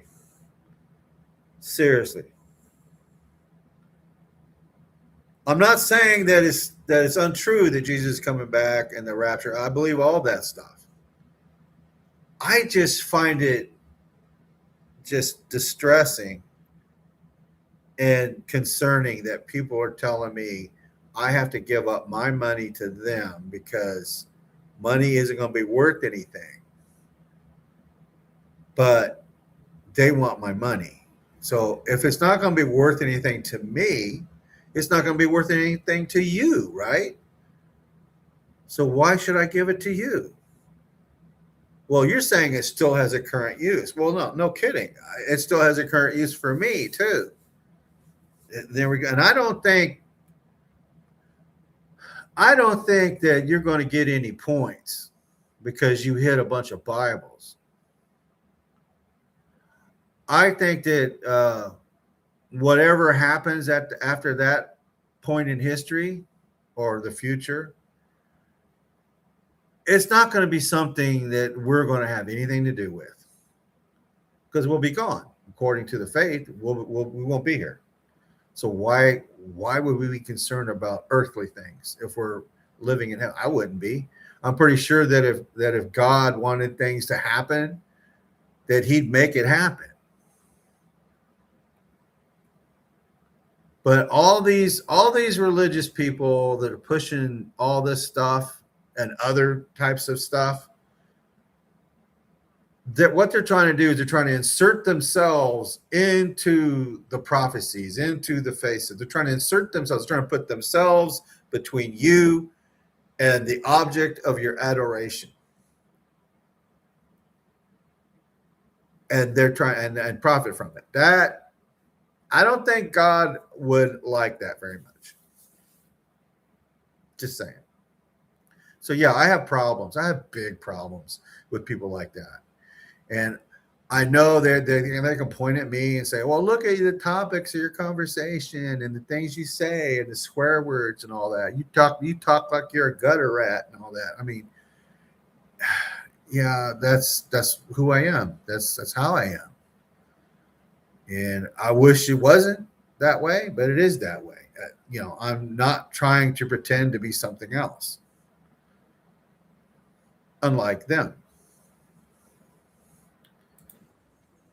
weed to smoke. Party boy, you got to do this, you got to do that. They had a jug of booze. Yep, they had a jug of booze. Oh my god, that sounded bad. Jug of booze. Yeah. Sounded bad. So I think she's talking about how people were partying. well, thank you, Louise boy. She was talking shit about me. Bye. I'm not saying anything about her. She just needs to get over herself. Let her Who, fucking bitch Foodie? and complain. Yeah. Jesus Christ. Let her bitch and complain. She's a stupid bitch and she doesn't Fuck know how to me. fucking survive without, food. I do. I pray that Foodie gets homeless. It'll help. And do I want a jug of no, God, I don't like drinking. Jug of booze. Yeah. What the fuck did they put in that shit? There was like It 40% alcohol shit. it was 50% alcohol whipped shit. vodka and Stoli. yeah, Stoli vodka and then caramel Stoli ain't vodka. caramel liquor. I don't even know what they're talking about And That's anymore. Stoli. It was vodka. It was whipped vodka, yeah. And then I don't know what else was in it.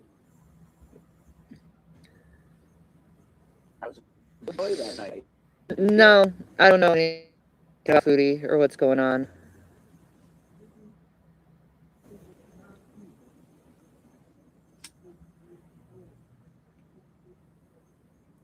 To be perfectly honest, Mark, I care as much about tithing as I do about the tea in China.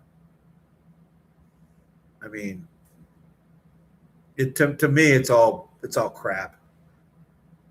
It's all a bunch of crap. Like you're giving to this church, and they say it's for like building expenses, like paying the utility bills, paying people to keep the place clean or whatever. And I'm like, I look, I don't care. I just read my Bible at home, man. I got so burnt out on the church thing, man. Everybody's always trying to make themselves seem like they're better than other people. They pray more. They have more faith, and it's always a sanitized version of I'm great and you suck. That's how it comes across to me. And if you have a real problem, you're screwed. I mean, you are screwed. If you have a real problem that you need help with, you are freaking screwed. They'll pray for you, but they won't lift a finger otherwise. They'll pray for you. Holy crap, man. Who is that? What I know.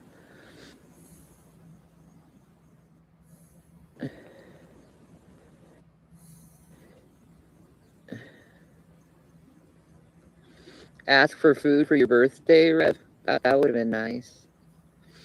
Anita, if you like.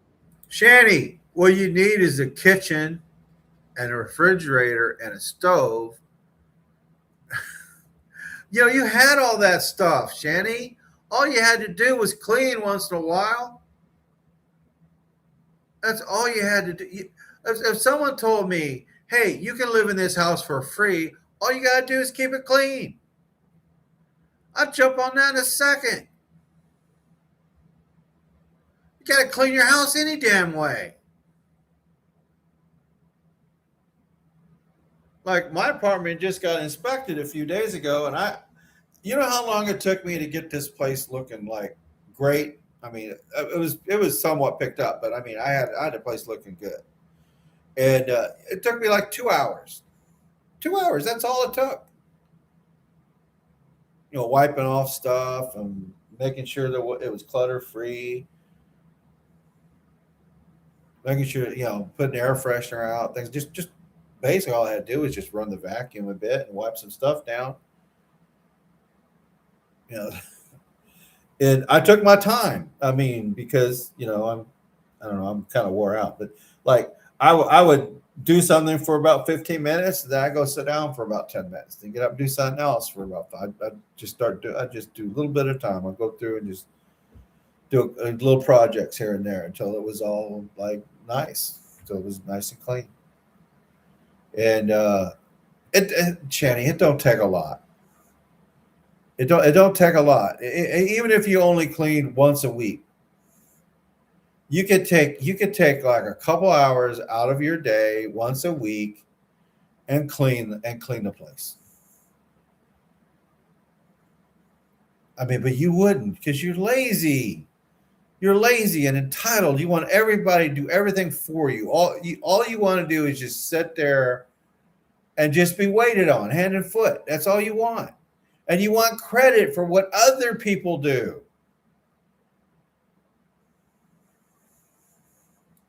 To donate, you can go We down were in the description, and I have all my We I were have moving my the Cash entire App. day of my birthday.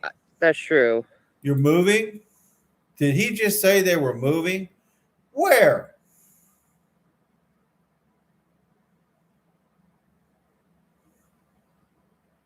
Where could you possibly be moving to? To another wooded area and basically in the same spot, like maybe 100 feet away? What? Did Shanny fill up the poop hole already? That's the only thing I could think of is like Shanny's too damn lazy to go squat outside. So the only thing I could think of is that either inside the tent or just right outside the tent, that they dug a hole,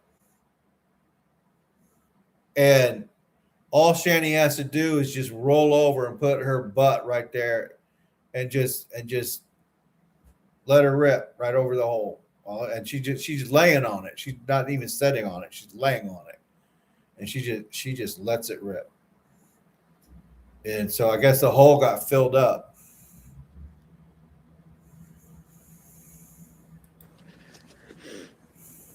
We had to move because someone was coming around and breaking our tent down. Yeah, some guy that out there wants to fuck you and take me away from you. Yeah, it's not gonna happen. No. Whipped vodka is that cheap pinnacle shit. Yeah, exactly That's correct. one. Yeah, that's what it is. Live in a car. If I had a car, I would. I really want an RV. She said, "Live in a car." What is she crying her eyes out when Jason and her were, or it looks like they would have to live in their car? And she was saying what death sentence it was to live in a car. You're giving me a death sentence. I'll get a blood clot. Everything is like over the top with her as far as how horrible things are.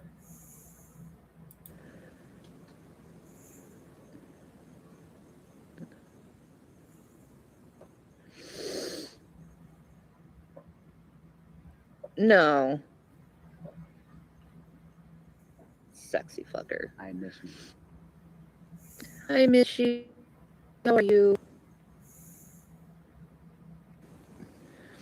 Thank you, Sakura. Wouldn't it be funny if somebody took like a knife and went over to their tent and just cut a big old hole in the ceiling? Wouldn't that be funny?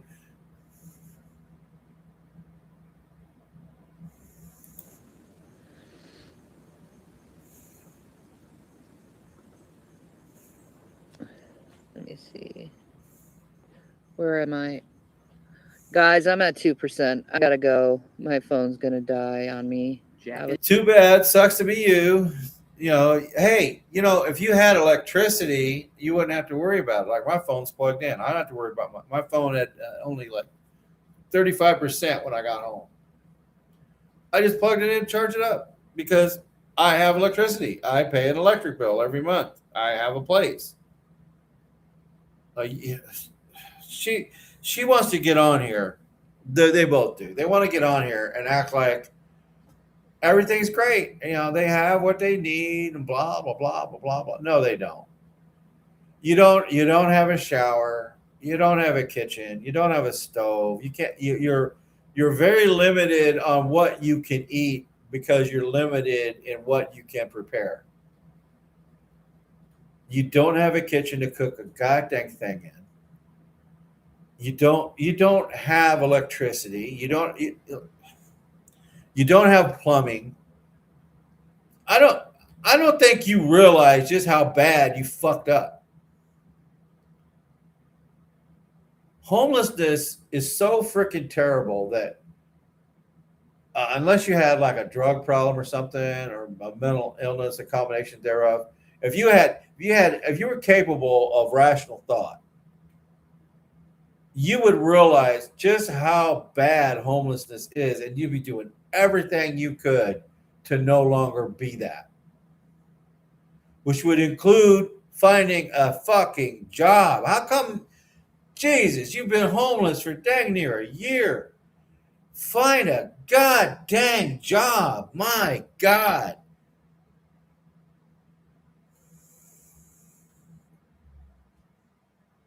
It's Into the quick. battery I charged. But like I said, I already did. What? Yeah, it's already charged. But anyway, Okay. yeah, it didn't last long. So if you want to donate anything, it's in the description. She got cut off. That's funny. Imagine pulling up your neighborhood, spotting your roof, come your on, street, man. even the landmarks around you, all in real time from an Shut aerial up. view. It's like having your Look at this. Yeah, she got cut off right at the end. She couldn't even put her information out there. That was funny. She ran out of juice before she could. Oh, I didn't get to tell them where to send the money I'm begging for, how to get it to me. You underestimate their laziness. They won't do a damn thing. Oh, I know that, Freddie. It's still mind blowing though.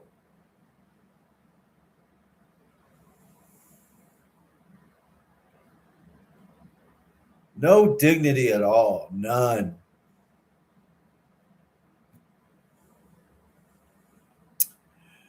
Anywho, let's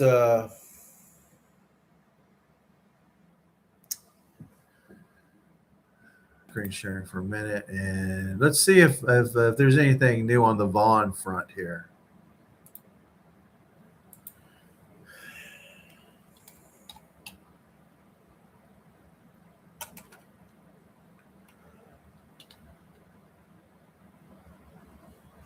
Oh, excuse me.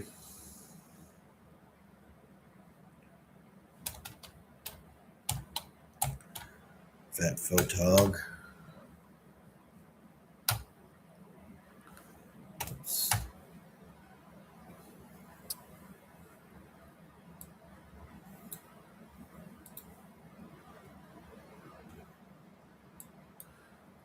Okay, I'm going to screen share again.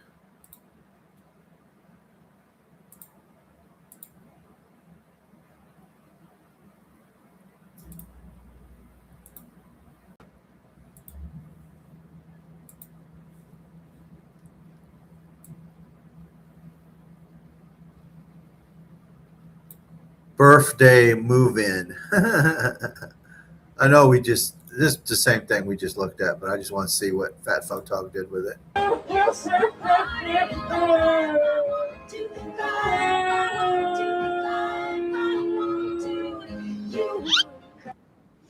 What did I get for birthday? Nothing really. I've just, you know, been hanging around with my friends. What friends? Family. That's right, family. And we've just been That's so taking sick. care of each other the best we can. Like if they need something, we help them. If we need something, they help us. And it's really Okay, I know we just covered this, but it's just mind blowing when she says if they need something, we help them. In what possible way? In what possible way could you help anyone?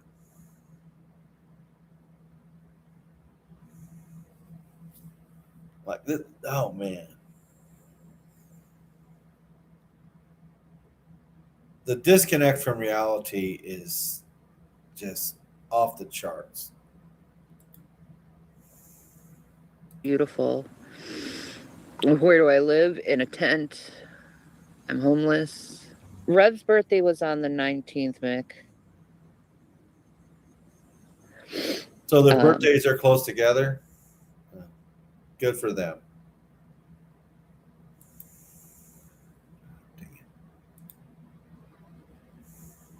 He didn't want to go online.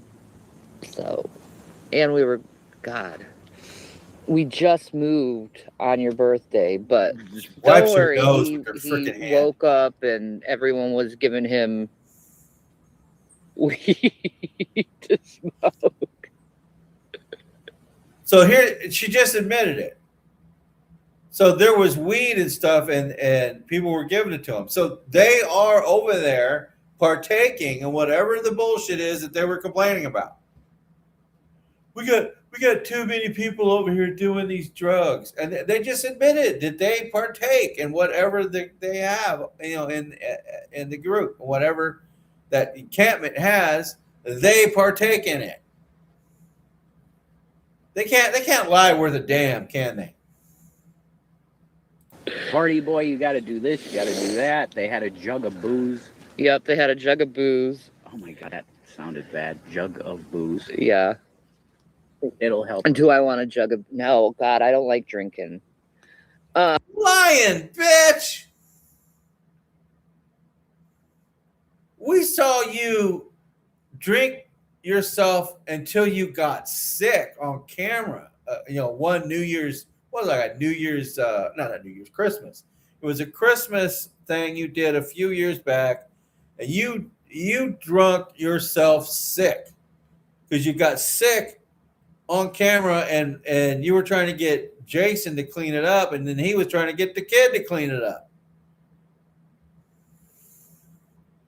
And Jason was trying to clean up, and he was talking about how he's going to get sick, smelling it and everything. Because you're too fucking lazy to do shit. You just need to be somewhere out in the woods, and you can just be filthy and just live in it, and nobody's around to clean it up.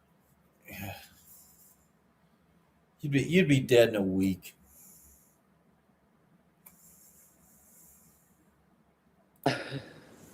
Jug of booze. Yeah. What the fuck did they put in that shit? There were like It 40% alcohol shit. It was 50% alcohol whipped shit. vodka and Stoli. yeah, Stoli vodka, and then caramel Stoli ain't vodka. caramel liquor. And That's then Stoli. They don't drink, folks. They don't drink. But they're describing all the freaking drinks that they don't drink. The only people that knows alcohol this well is people who drink. Like if you don't drink and you hate drinking, and you go over to somebody's house and they got booze sitting around, it's like 6 or 7 different drinks sitting on the counter, and they're drinking it. They might drink one for a little bit, then they switch to another one, and then back again. Like you wouldn't like later describe with like any kind of accuracy like all the different drinks they were drinking, unless you yourself are a drinker. it was vodka. It was whipped vodka, yeah. And then I don't know what else was in it. I'm sure you do. Who is that? What I know. Ask for food for your birthday, Rev. That would have been nice. Anita, if you would like to donate, you can go down in the description, and I have all my I have moving my the Cash entire App. day of my birthday. That's true. We had to move because someone was coming around and breaking our tent down. Yeah, some guy that out there that wants to fuck you and take me away from you. Yeah, Nobody wants to do that. Nobody wants to touch this hideous bitch.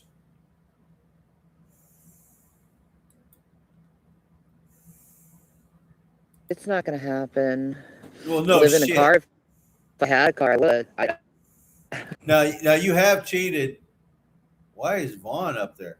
You have cheated on Jason since you've been homeless, and you had sex with someone, at least two that I know of. The person that you said you had an encounter with when you were in the mental institution, and then we're pretty sure that you had sex with one of the other homeless people, and you know they're homeless. So obviously, they have issues. You know, they have mental issues and drug issues. So their perceptions are not like on point. Long distance, run around. I really want an RV. Guys, I'm at 2%. I gotta go. My phone's gonna die on me. Jack That was into quick. the battery I charged. But like I said, I already did. Yeah, we already seen this. What? Yeah, it's All right. So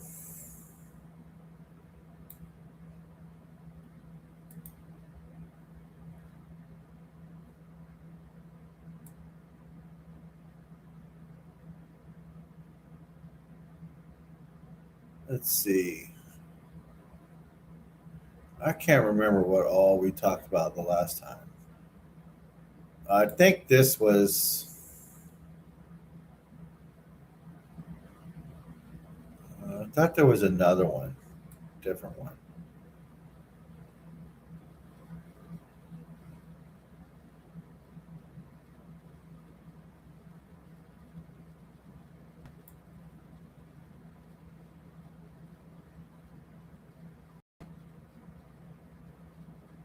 Let's take a look at this real quick. This might have been it. Oh, there's going to be a lot of crying. Ford Edge has just won Best Large SUV No, for we already durability went over for this. 2020. No, I already reacted to that on the last one I did. So I think this is the one where he's complaining about Social Security. Good morning, good morning, good morning. It Social is Security your morning going coffee bankrupt. here on. I think that's what this is. Let me drop down to the comments here and see what's going on. Yeah, they're talking about the Godzilla thing and all that. So I think this was the last one I reacted to. So we got these left here. These two right here. There's my girlfriend. Just What? chilling like a villain, hanging out, What?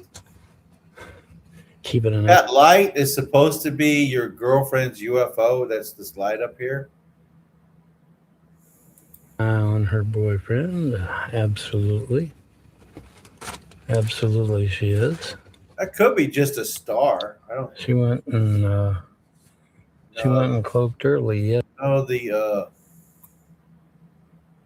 The sky is too bright for it to be a star.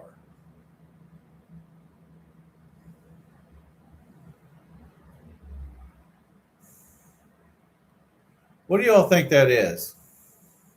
That light he's looking at? A plane, maybe? Yesterday, but she's hanging on tonight. I guess she wanted to wait until I acknowledged her, and then she'll cloak out.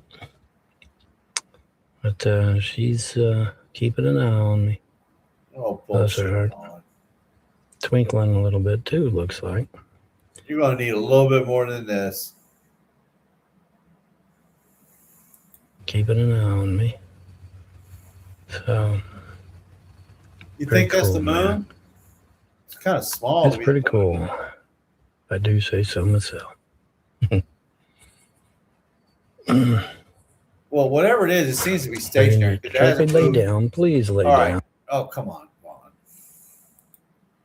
If you look at it here, it hasn't moved out of position.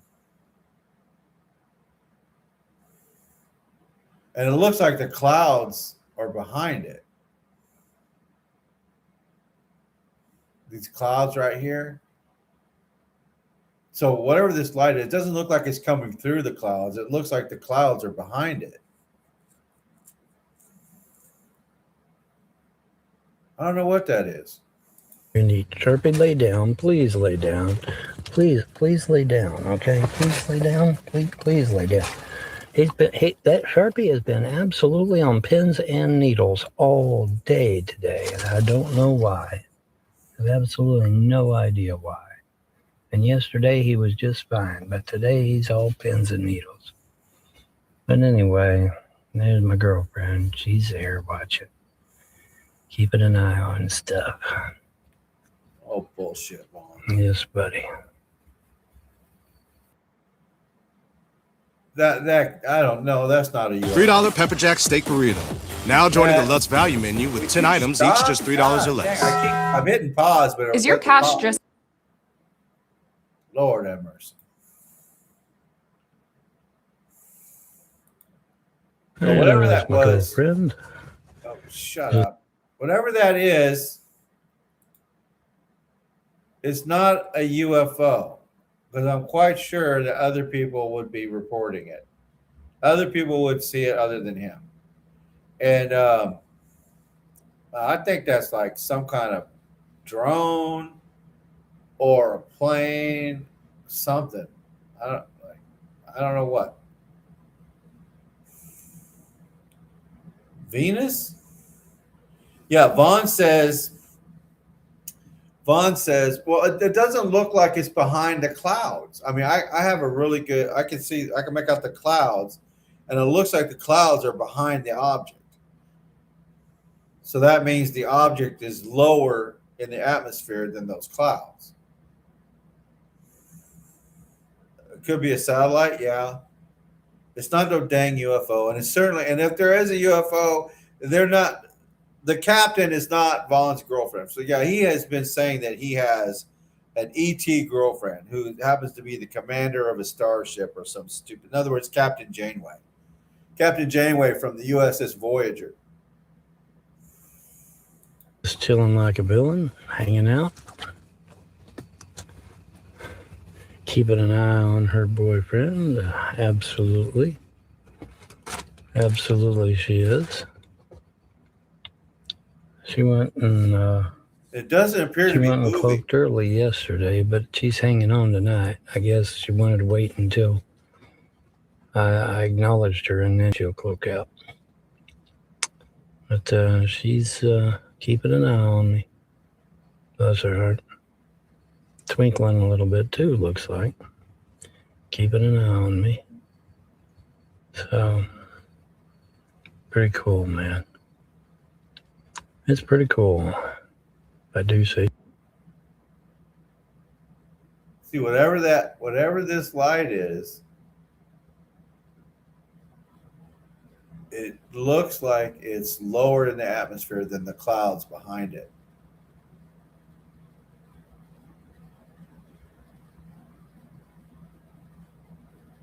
Weird. I don't know what it is. But I'm pretty sure it ain't no dang alien.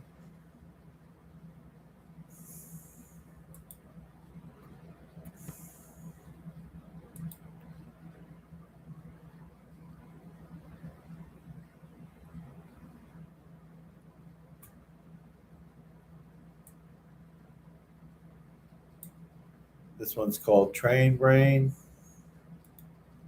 Right now, or living in my car right now. Oh yeah, I David. watched a little bit of this already. He's talking about how we have been left behind in the rail technology and industry and all that. It's just too Good morning, good morning, good morning. It is your morning coffee here on TikTok. We are once again addressing an old topic that is near and dear to my heart, something that I have constantly been harping about since 2009 when I first proposed it. Oh yeah, I remember this part. He is saying that in 2009 he went to Congress and made a proposition about putting money into our rail system. Seriously, dude, you really expect us to believe that dumb shit? That you went and spoke before Congress?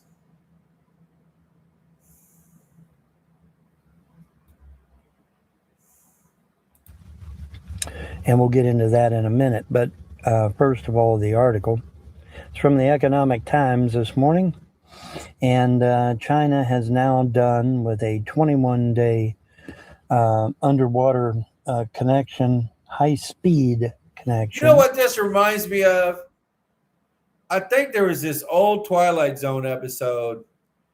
It's this small Midwestern town, and the people of the town, it's like in about the 50s or something. But everybody goes to this one area. It's like a barber shop or a drugstore or something, and they just get together and they just talk a bunch of crap to each other. These boys hanging out, and there's this one guy that always tells like these really just obviously just made up bullshit about himself, like he was a war hero, he did this, he did that, he suggested certain ideas to certain people, like business moguls, like, hey, you should do this with your business and all that.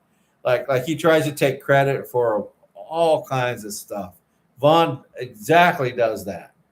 And then in the episode, there were these aliens that have been listening to his conversations. So they think that this guy is like a special human. Like he's got all these skills and talents and connections. He's like a genius of those. So the aliens try to kidnap him, and he figures out that they say, hey, we're going to take you back to our planet and put you in an exhibit because you're the best of your kind.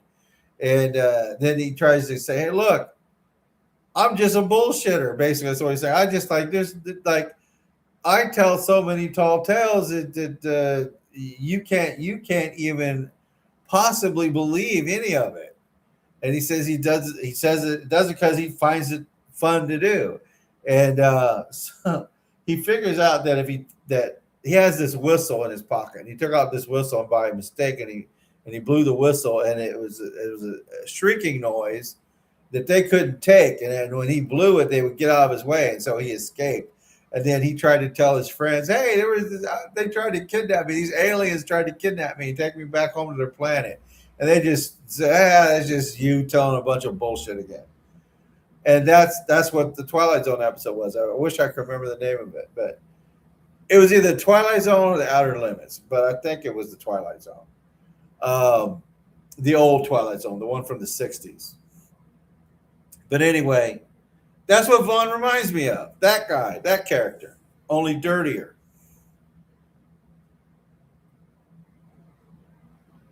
From the, I'm going to butcher this, Zanzua to the Chinese railway. So anyway, the point is 21 days deep underground, actually under the China Sea. But deep underground and high-speed rail. And the last 21 days, they were under their. They had to fix some cutters. They said there was some cutters that, they got that giant boring machine, and they had to fix some of the cutters. How come you know about all this stuff, but yet you can't get a fucking job, or you're doing something at least semi-professional? You can't get a fucking job doing shit. But yeah, you know all these things.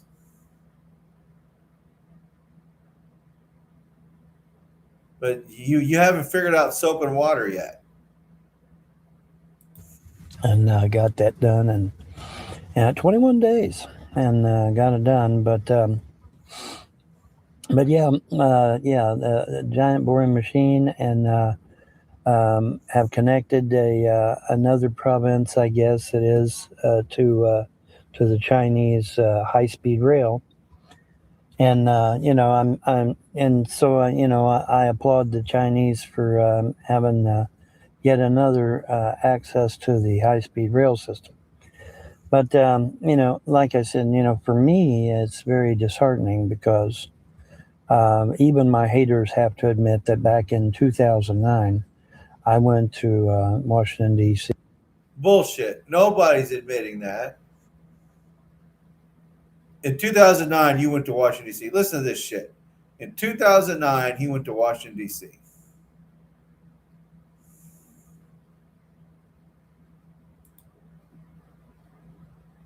Went to Washington, D.C. and proposed high-speed rail back then, and was basically run out of D.C. Oh, we don't have the money. Oh, you got the money. You got the money. Wait a minute. You were run out of D.C.? Since when do they run anybody out of D.C.?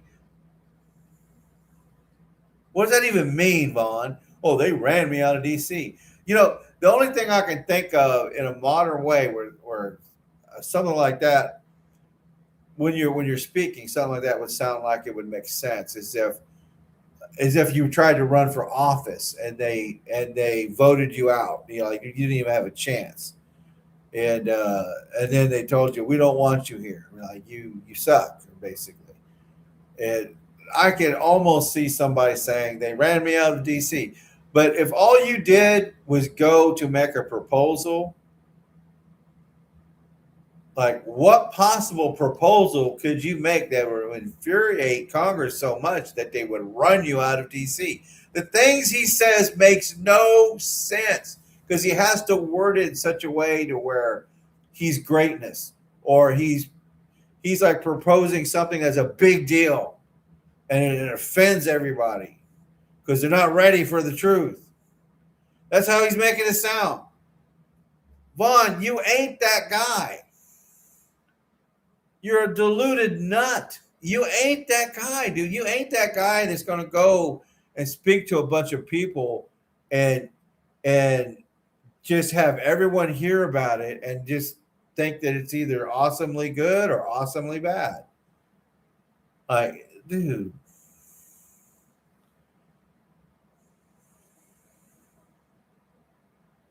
We don't want him showing up to Earth. He was the Punisher.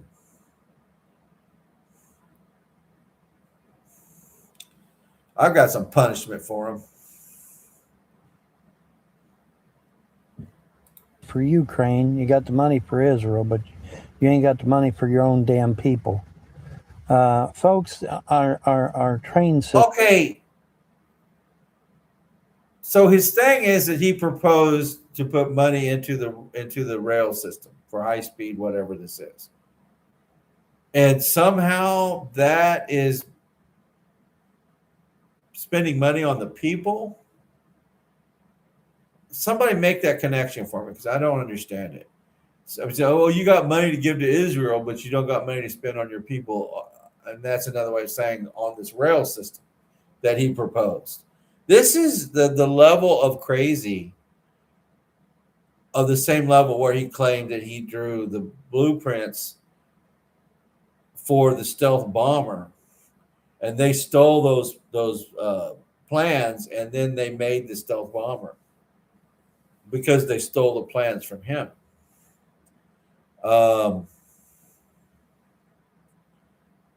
It's on that level.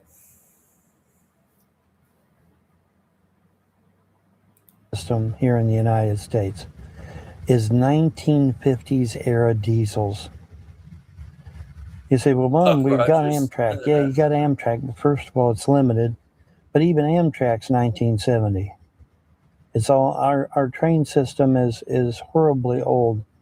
We need a modern magnet. You know what's horribly old? That layer of dirt you got on you. And your filthy clothes.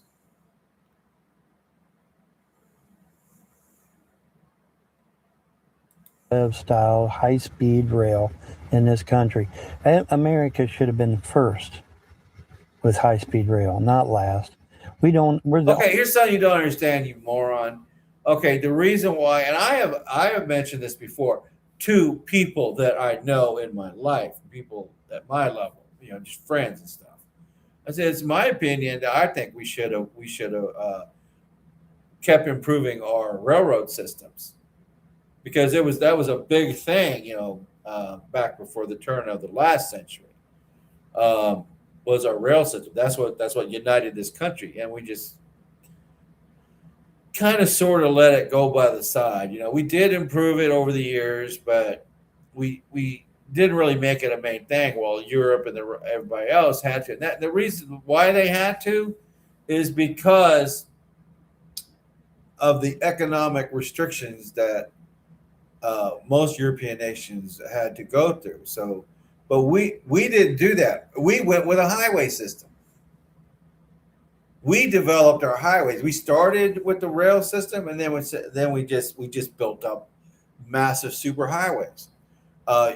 Europe and Australia really they don't have like anywhere near the highway system we have. So we really don't need it. We did need to develop the rail system up to the level that Vaughn is suggesting, simply because it's unnecessary. We have a very sophisticated, very advanced highway system. When you're driving down the road or the highway and you see all those trucks go by, all those semis go by, that's how we get our stuff delivered. We hardly ever use the railroad anymore for this stuff. I mean, we still use it for some of it, but it's mostly all our stuff is mostly delivered by highway.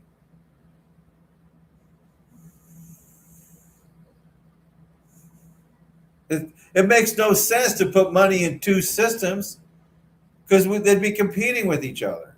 It makes no sense, Vaughn. And I think the reason why we went with the highway system was because of World War II, World War I and World War II. Is because we needed like FDR built up he made plans. FDR and Truman, who followed him, made plans to improve our highway system to create jobs, to keep the economy going. Because believe it or not, you can ask people that are still around that lived through World War II. The Great Depression for people at home, unless you were like middle class or better, the Great Depression really didn't seem to end during World War II because you had all the rationing going on. So when you ask people that lived through it, like my grandparents, say, "Hey, when did the Great Depression end?" And they said, "When the boys came home from World War II, that's when it ended. When the World War II ended." But historians say that the Great Depression ended in 1940. Well, technically, yes. But right on the heels of that, we had World War II and we had to ration everything. So we were right back in it again, effectively. We're the only industrialized country. Let me correct myself. We're the only industrialized country on the earth that does not have high-speed rail. France has high-speed rail. China. I think we probably do in some areas. Like, I don't know. This is not a topic I really know a lot about. And God dang, those fingers are filthy. Come on, ladies. You want those hands all over you. Come on now. You want him. But Vaughn's an idiot. He has to be the expert in everything. Has high-speed rail. Japan has high-speed rail. Spain has high-speed rail. Everybody has high-speed rail. America is literally the only ones that doesn't have high-speed. Well, okay. Let me find out.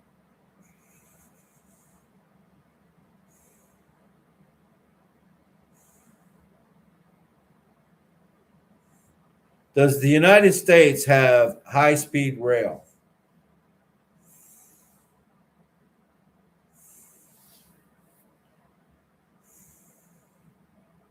Yes, but only in a limited sense, like I thought.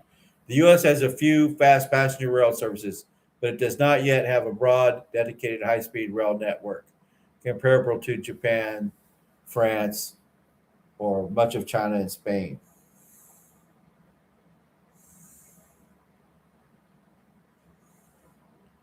Why not?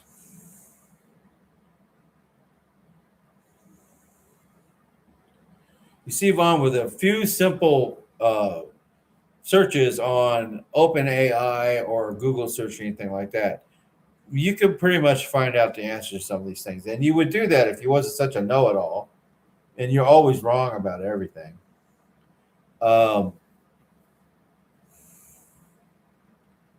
It's thinking.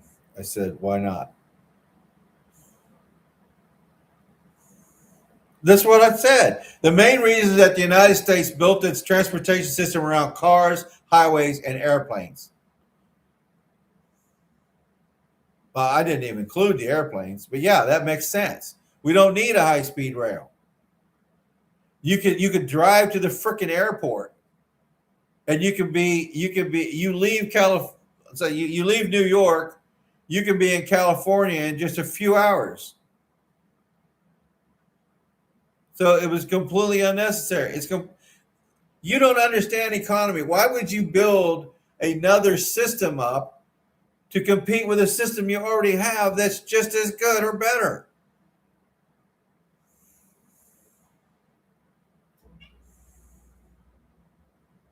God, the guy's an idiot.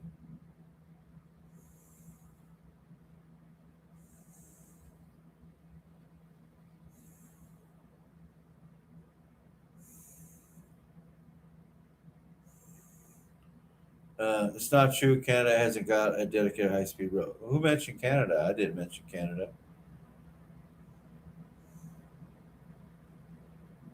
Neither has Australia or New Zealand. Okay, Australia and New Zealand doesn't have high-speed road. I don't know. I was just guessing because Australia does follow the European model quite a bit, so I just assumed. I don't claim to know this stuff. I'm just more or less trying to use my limited ability to apply logic in whatever topic pops up. Unlike him, I don't know a whole lot of stuff, but he claims to know every dang thing, and he always gets his ass handed to him. And when he's proven wrong, he doubles down. He doubles down on his freaking dumb position. So if I presented well, yeah, but it's true nonetheless, Melly German. I know you meant Vaughn, not me, but it's true nonetheless. I don't claim to know everything. I will look something up, and if I'm operating under a presumption based upon what I think it should be so or is logical to be so, and somebody corrects me, yeah, I would agree. I would say, oh, yeah, I guess I was wrong about that. I'm sorry. So yeah, you corrected me.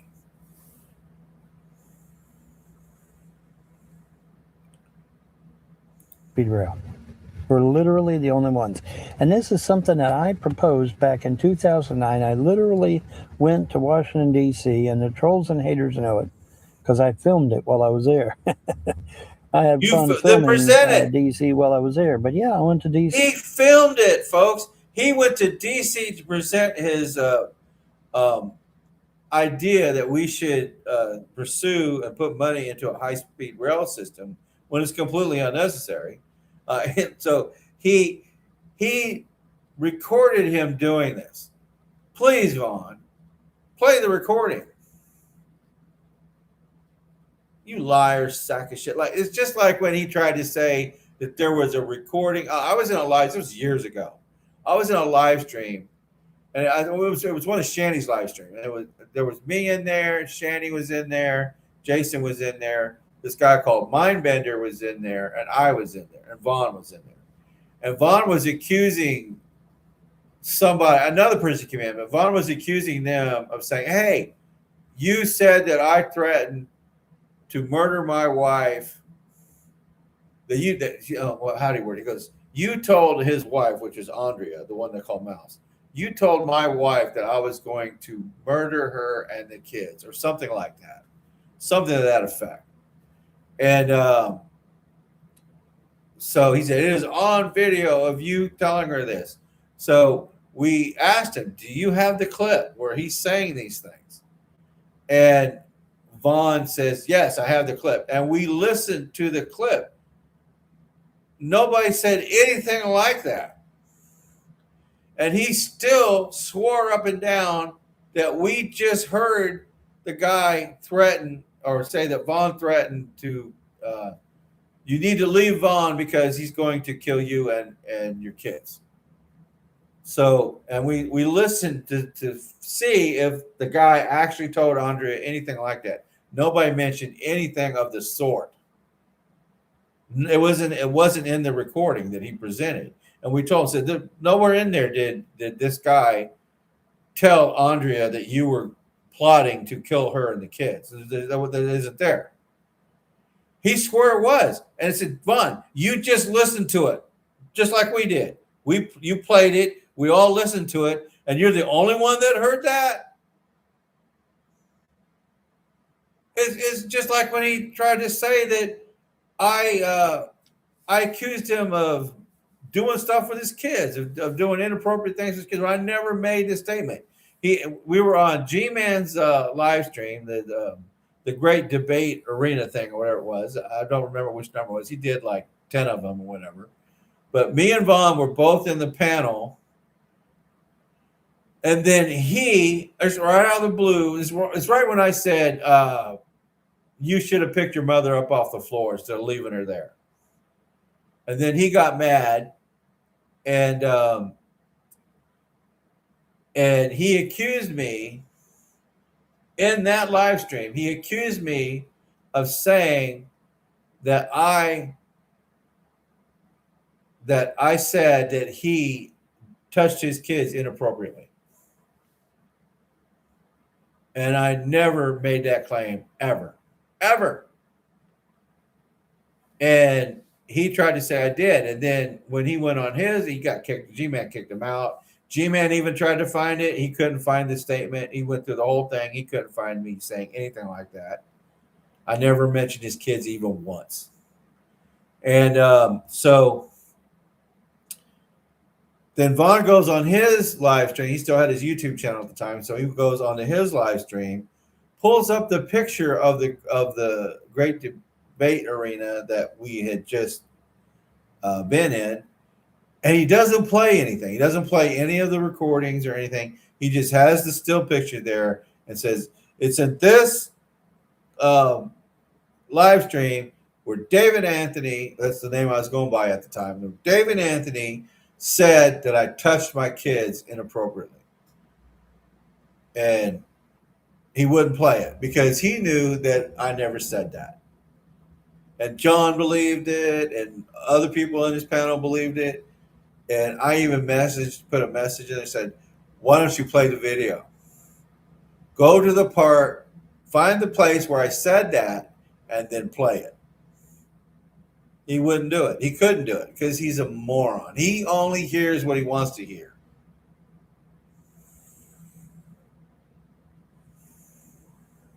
See, I proposed a modern-day maglev train system for the United States. Oh, well, we don't have the money for that. We got the money for everything else. Why ain't you got the money for a modern-day train system for this damn country? All right, this is a bunch of shit. Because it's not needed. We have a sophisticated modern highway system and a airline system. We went with the highway and the airplane. We don't need the trains. We still use them, but we don't depend on them like, say, the Europeans do. We don't depend on the freight system the way they do. Train system is 1950s era trains. Give me a break. It's an insult. It's an insult to the American people. Not to mention the people that actually work the trains, because I know that they know that them trains is old. But in any event, the point is that this has been. It's like he watches TV and he gets his ideas from the TV shows. Because Any of you are old enough to remember the old Petticoat Junction sitcom, or it's the whole little community is like depending upon this really old freight train that got forgotten about, the Hooterville line or whatever they called it. It was in the very first episode where they explained the whole thing. Is that they just forgot it existed, so they improved the entire like railroad line and new engines and stuff, but they forgot about this old train that looked like it was from like the 1860s. I forget what they called it, the Hooterville Express, or I don't know, something like that. But the train was really old, but they kept it going. They just so they completely forgot about it, and it just kept going with the old stuff. They kept it running somehow. The two men that worked on the trains, they were able to keep it from falling apart. If y'all remember the old Petticoat Junction sitcom, My babies going all the way back to 2009. And yeah, but I think that's where he gets his ideas. He watches these television shows, and he goes, "Oh, yeah, that makes sense." Well, it makes sense to him, nobody else. But then he goes, this sounds like that it's reality. No, it's not. There are people that are in charge of these industries that you're talking smack about that are way smarter than you. There's nothing that you can try to figure out that they haven't already thought of, or there's like in this case here, it's completely unnecessary. Uh, a high-speed rail system would be completely unnecessary. It's like building two hotels across the street from each other. It's like the same person owns both hotels and he builds it across the street from each other. It's just stupid.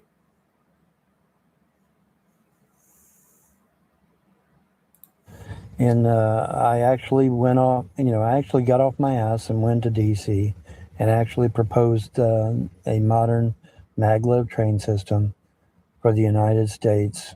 Would have created a lot of jobs. Would have gotten us from point A to point B. Folks, these high speed trains can go upwards of 800 to 1,000 miles. What about all the jobs of the truckers? If you had this rail system created that you're talking about, all the truck drivers, we wouldn't really need them.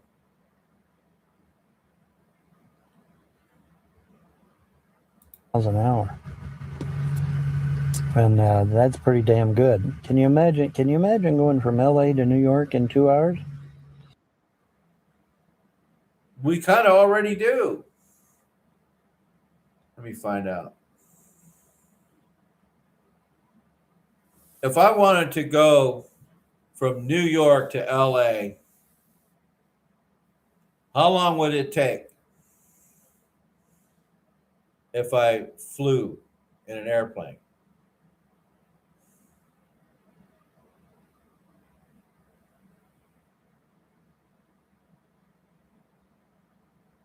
It says 7 hours. You can do it in 7 hours. Now, if there was a high-speed rail system like the kinds they have in Japan and other places, how long would the same trip take?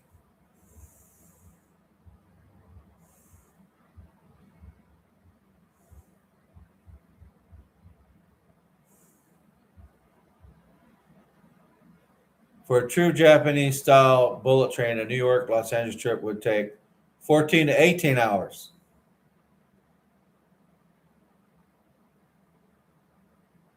Um,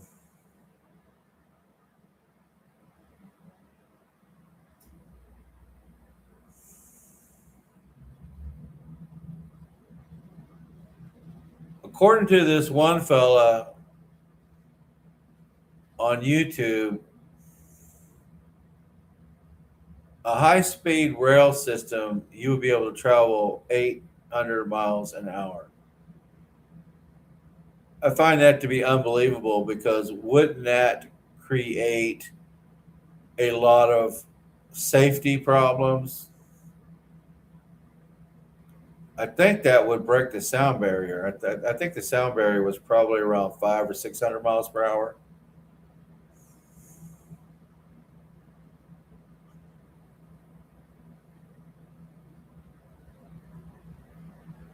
800 miles per hour is not a realistic speed for an ordinary high-speed train running in open air.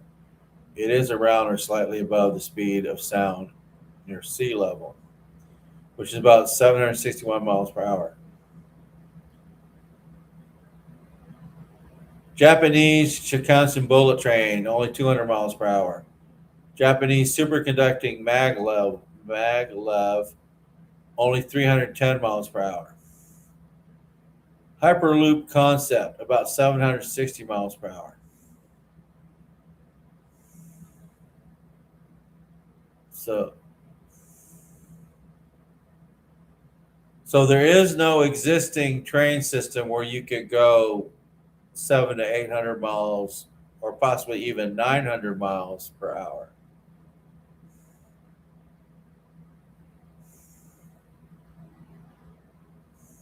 Correct. There's no existing passenger train system anywhere that lets the public travel at 700, 800, or 900 miles per hour.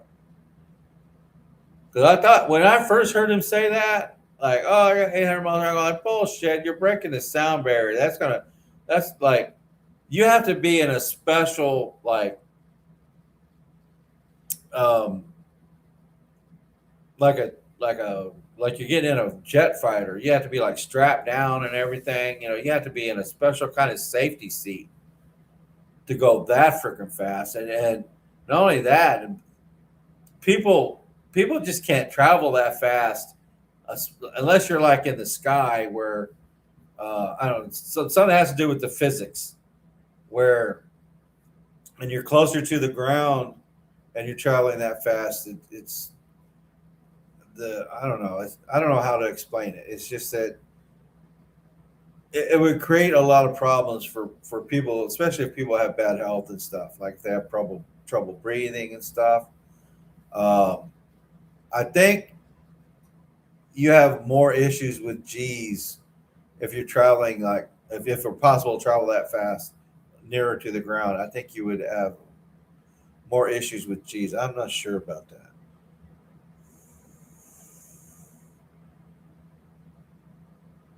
Hypothetically, if someone can move 700 or 800 miles per hour along the ground or close to the ground,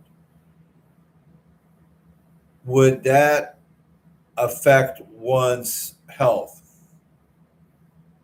Like, would you be experiencing G-force more than you would if you were traveling that fast in the sky, like several miles above the ground, like 20,000 feet or greater?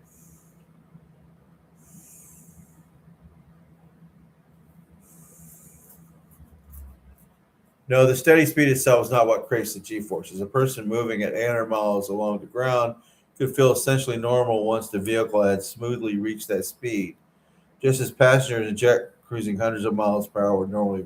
What your body feels is acceleration, speeding up or slowing down or changing direction. It does not matter much whether that happens near the ground at 20,000 or 35,000 feet. The physics of the G-force is the same. See, it tells you how ignorant I am. But at least I'm smart enough to look it up. Setting in a vehicle cruising straight and level 800 miles where you mostly feel normal. Taking a curve at 800 miles per hour, you feel pushed sideways because the vehicle. Yeah. What about it? What if you need a turn or whatever? That's just the whole idea is just dumb.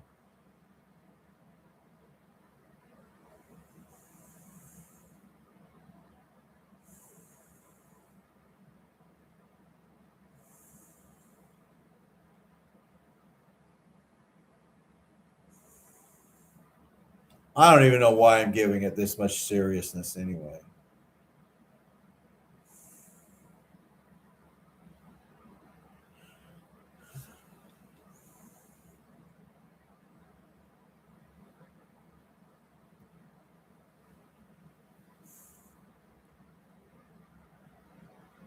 Yeah, but he said like 800 miles an hour.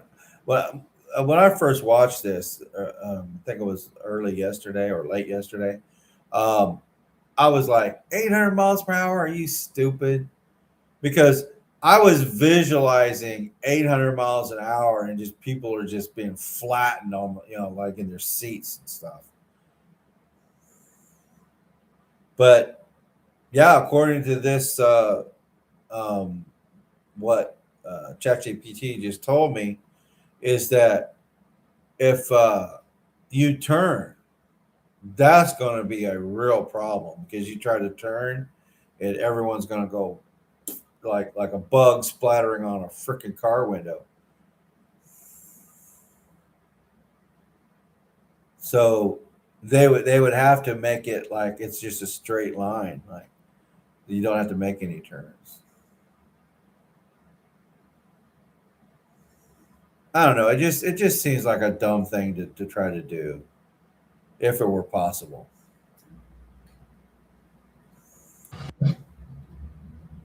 But anyway, about what he said is like, hey, how would you like to go from LA to New York in just a couple of hours?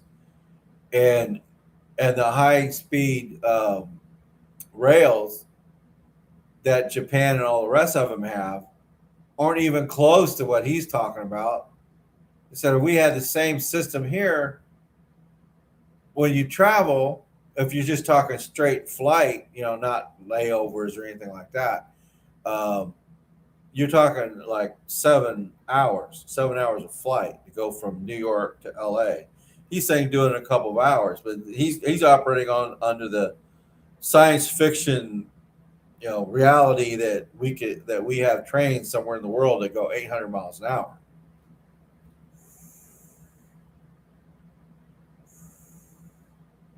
And you say, well, Vaughn, why are we dead last? No, that's a good question. We're dead last in creating something. We're dead last in making something that nobody else has made yet. Nor would there be a practical reason to make it. It's a damn good question, isn't it? Why are we dead last on high-speed rail? Why is it that every other... Okay, think about it. Even if you could make a high-speed rail that could go as fast as an airplane, you would have to make a special track or a tunnel or something to just go from one spot to the other without stopping. Like it just goes straight through. You know how expensive that would be? You'd have to buy up property. You'd have to buy up all the property along the way, assuming that you put it above ground. But if you wanted to make it underground, so I don't know what. I don't know. Maybe you think it would be more fuel efficient if it. I don't know. I don't know. But if you did either one, the expense would be immense.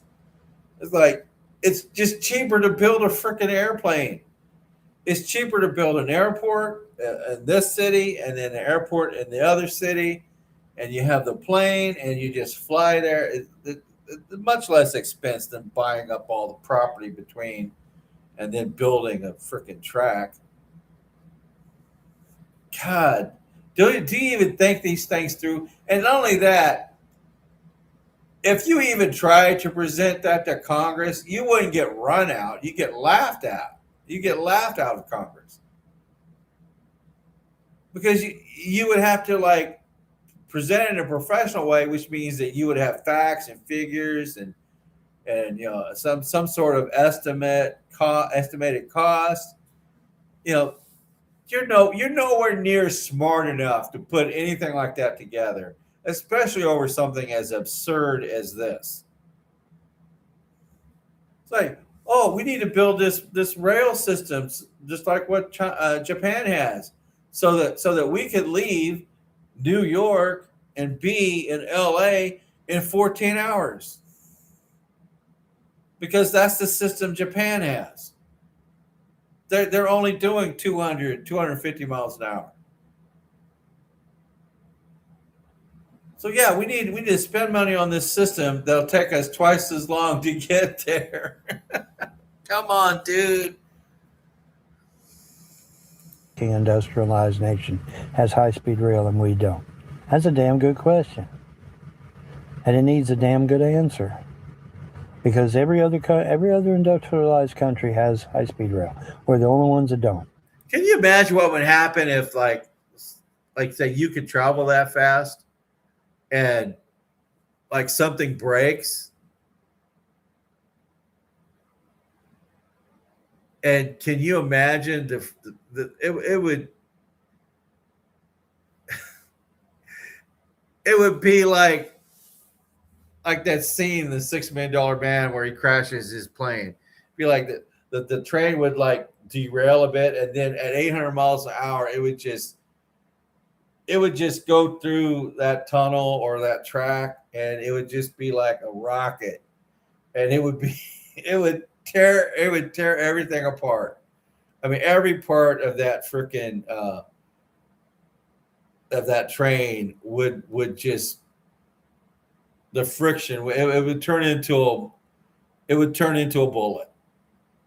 Everything would either fall off, and then what's left would just melt into one big fireball. And it would be worse than, say, a plane crash. It would be worse. You're already on the ground and you're going that fast. It's stupid. It is just completely stupid.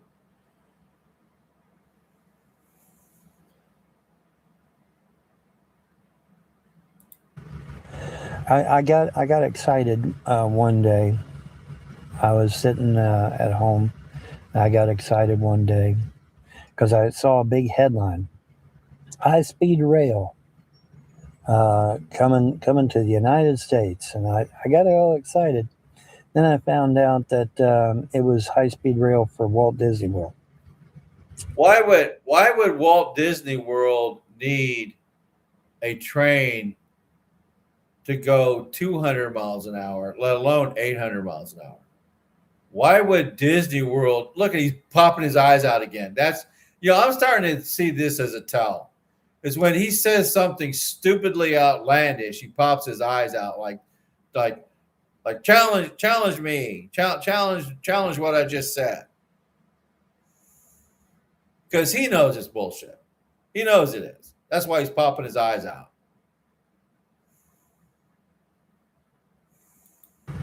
What a letdown.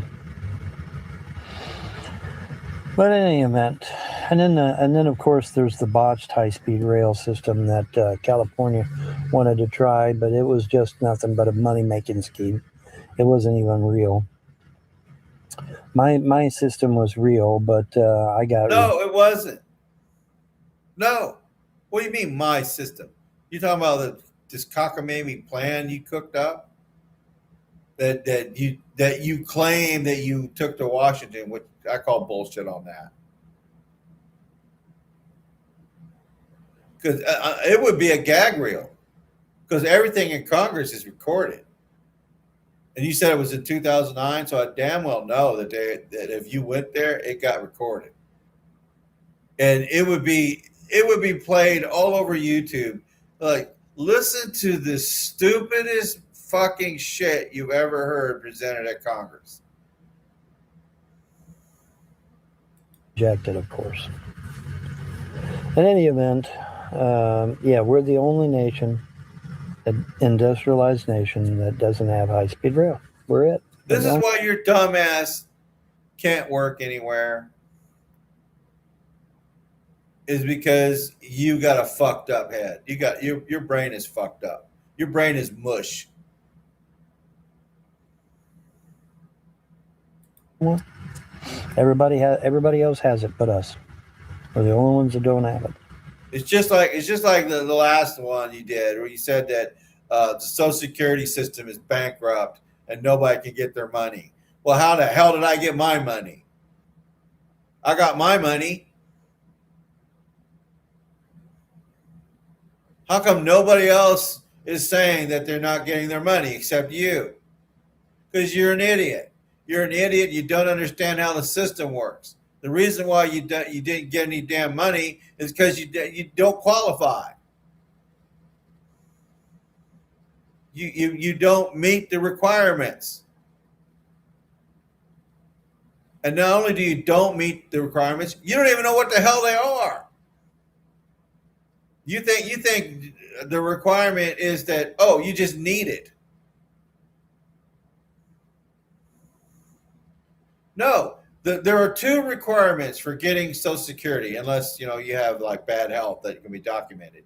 There's only two requirements. You got to be over the age limit, which check you are 62, so you can get early retirement. You're just only going to get about 70%.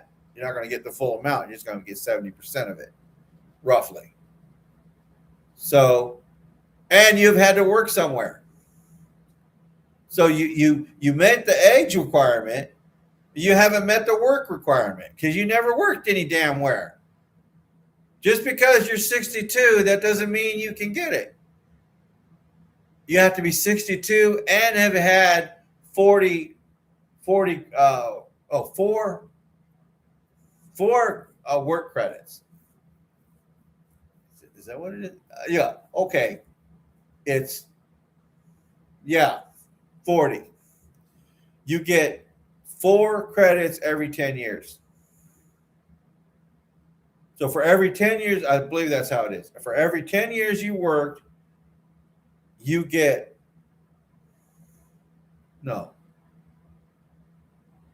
I'm wrong. Oh gosh, I messed it up. I haven't had to think about this for a while. So let me ask. What is the work credit required for Social Security retirement benefits?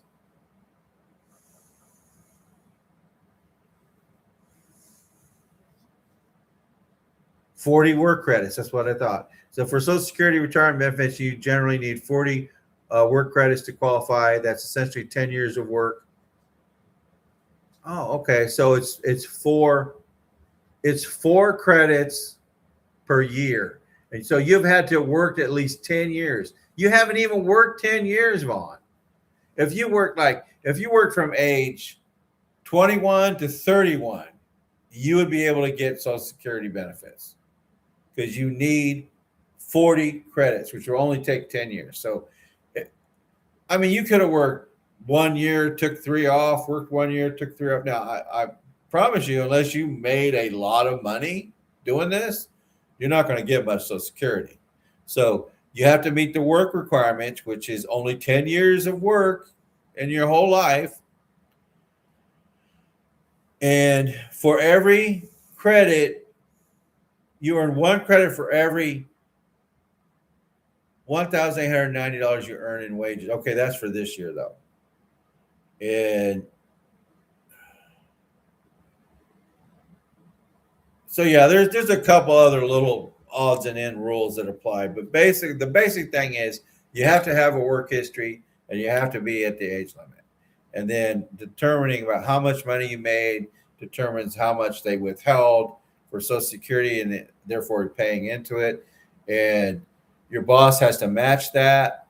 So, and they take that and they have a formula where they apply it, and that's how much Social Security you get. Me, it's about $1,300. I'm getting about $1,300 a month, which ain't a lot, but hey, it helps. So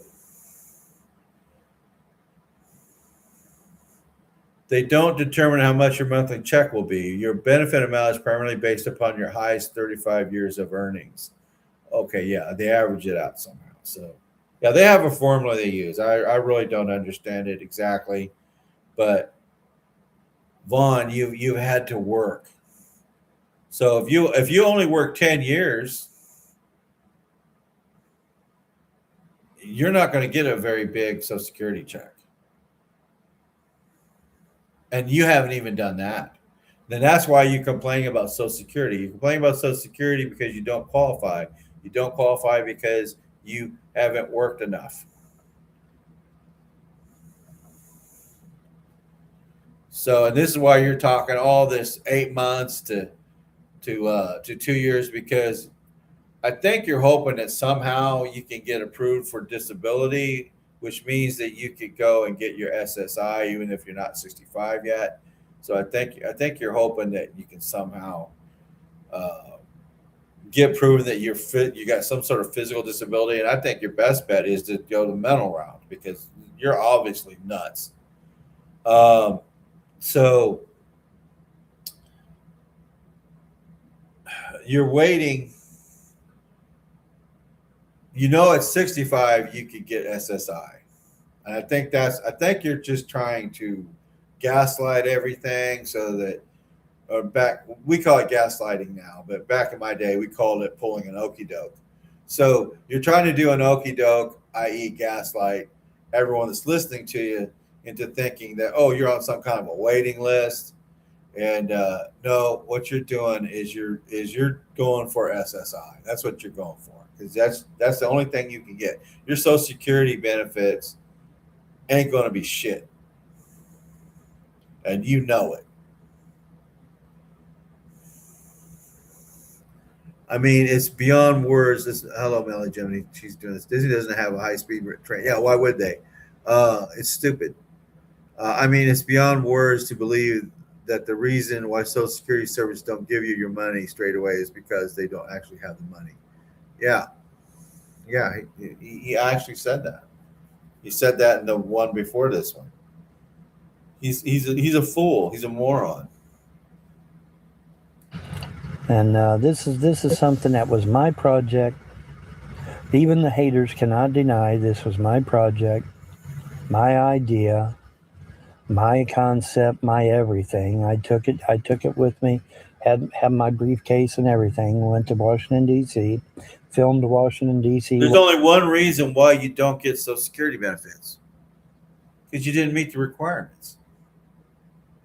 I mean, there might be several different reasons why you didn't meet the requirements, but the bottom line is you didn't meet the requirements. Your problem is your work history. Your age is not the factor here that's keeping you out of it. You're definitely within the legal limit of the age, but you don't have a work history. In spite of all your fantasies about all the government work you've done and the Black Ops bullshit you did and all this other stuff, you would have Social Security benefits. And this one client I had, he said he worked in the accounting part of the Navy, but even though he was a civilian, he worked for the Department of the Navy over in the Coast Guard. Yeah, the Coast Guard over in Topeka, Kansas. He said he worked there in the federal building in some capacity. And he said he also handled the payroll for the Marines, because I told him I was in the Marines. He goes, "Oh yeah, I used to handle work in the payroll part of the Marines." He had one of the jobs up there. He wasn't like in charge of the whole thing, but he just worked in the department. And he said that when I was talking about Social Security, he said, "Well, I plan on getting Social Security pretty soon." I used to take care of this guy about a year ago, and he told me, he goes, "Well, I don't get Social Security. I have this other thing that they offer government employees." So Vaughn, either you're supposed to get Social Security or you're supposed to get this other thing. I need to find out what that was. I forgot what he told me. I love AI. Okay, I heard this gentleman talking to me that he worked in the civilian branch for the Department of the Navy, and he worked in payroll for the United States Marine Corps. And we got to talking about Social Security, and he said that he didn't get Social Security. He got this other system that's offered for federal employees. Do you know what that system is called?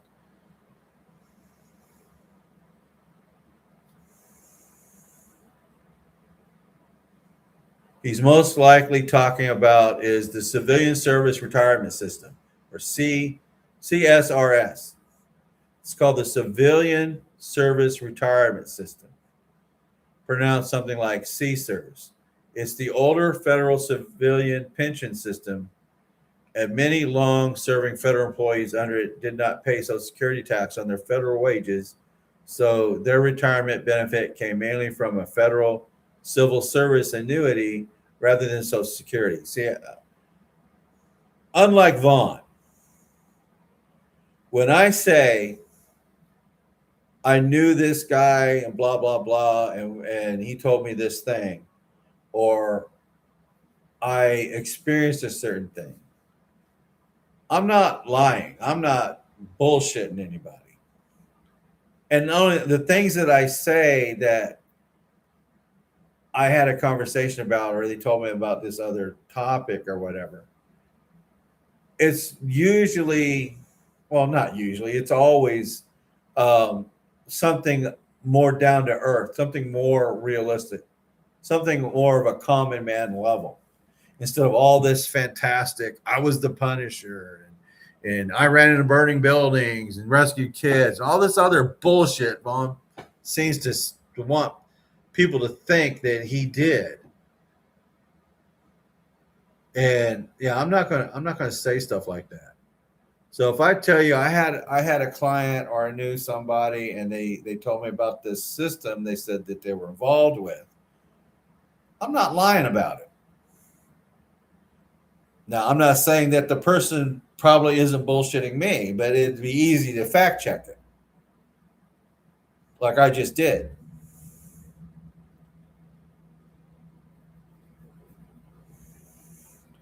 He thinks they didn't give me the money. That means they haven't got it. There are various reasons why it takes several months for social services to process an application.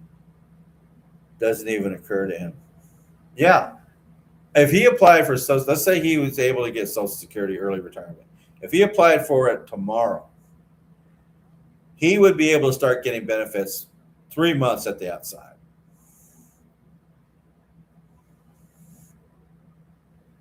Yes, he could probably start getting benefits in a couple of months. I applied in December of last year because I wanted my Social Security to start in January.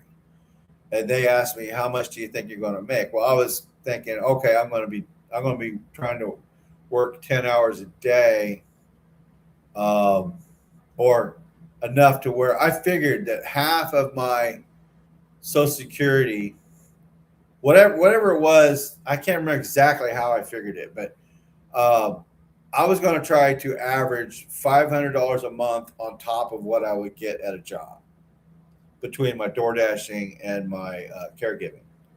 So I figured $38,000, which would allow me to make an average of gross income $3,100 a month.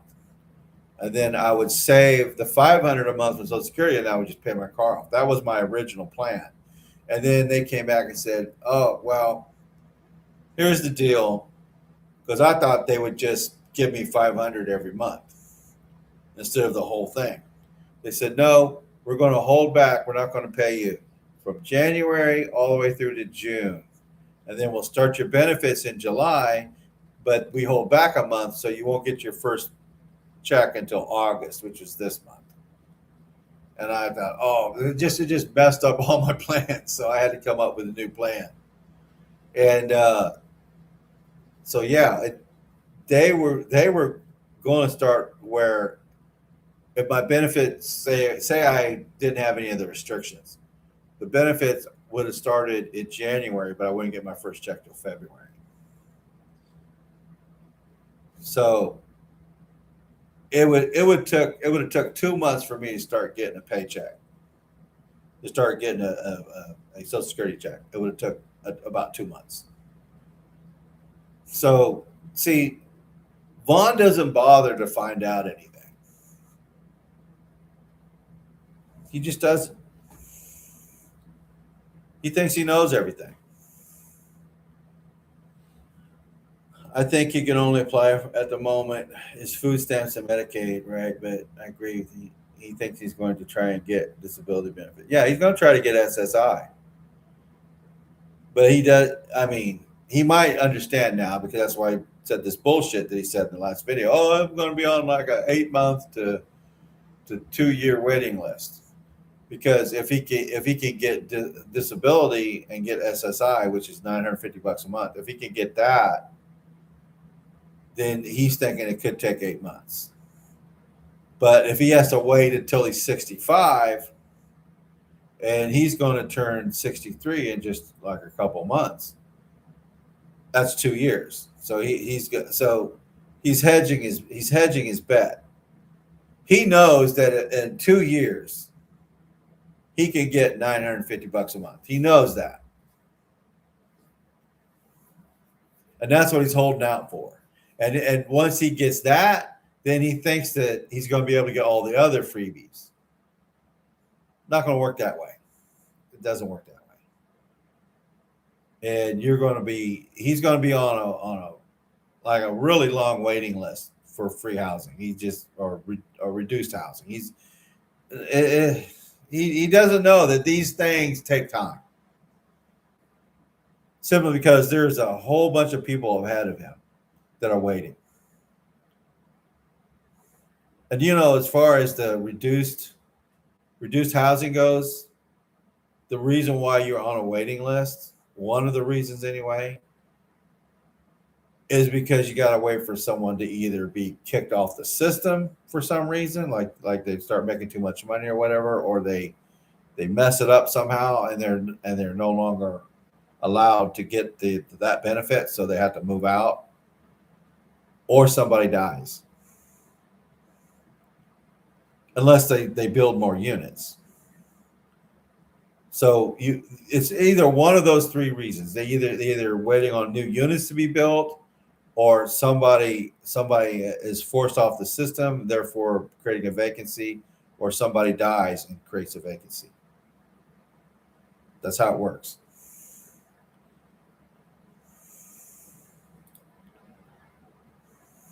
While I was there, the trolls and haters know this. They can't deny it. High-speed rail was my thing. And I got soundly rejected. But we can give Zelensky a shit ton of money. And we can give Netanyahu a shit ton of money. But we can't build a high-speed rail system in this country. Bullshit. But the money we give them is for humanitarian aid because people are dying over there. People are dying and they're suffering, and the war is creating like poverty and homelessness. And that's why we're sending them that money, to help out the people that are suffering over there. Whether you agree with the war or not, whether you agree with who's right, who's wrong, the people that are caught in the middle is what this money is for.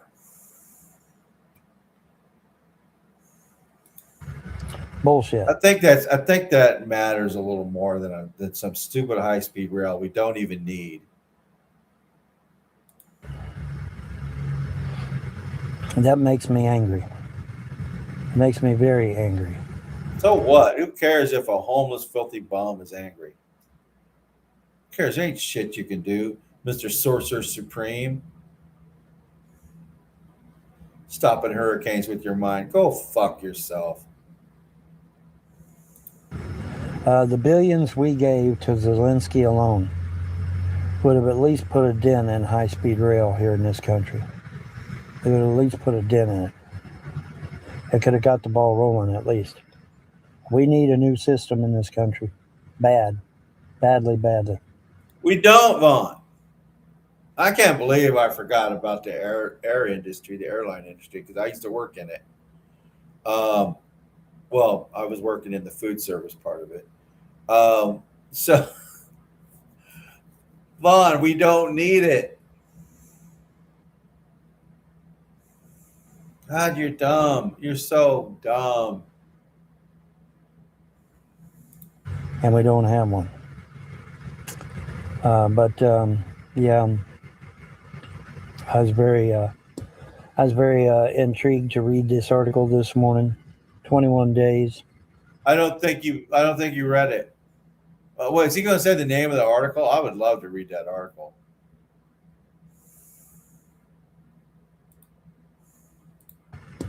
I was very intrigued to read this article this morning. 21 days to link another province in China to high-speed rail. And then here. That's China. 21 days to link a high-speed something or another to a village in China. That's China. That's not us. Here we sit with no high-speed rail system at all. Not one. Not anything. It's But not Walt Disney World needed, you does. fool. It's not needed. But we don't. This is ridiculous. There's no Yes. sense in this. It's ridiculous that you think you're smarter than everybody else. We don't need a high-speed rail system. It is inferior to what we have.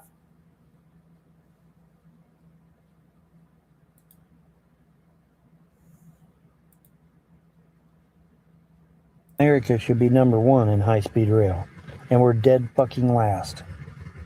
Hell, we're not only dead fucking last, we're not even in the goddamn game. That is an insult. That is an absolute insult.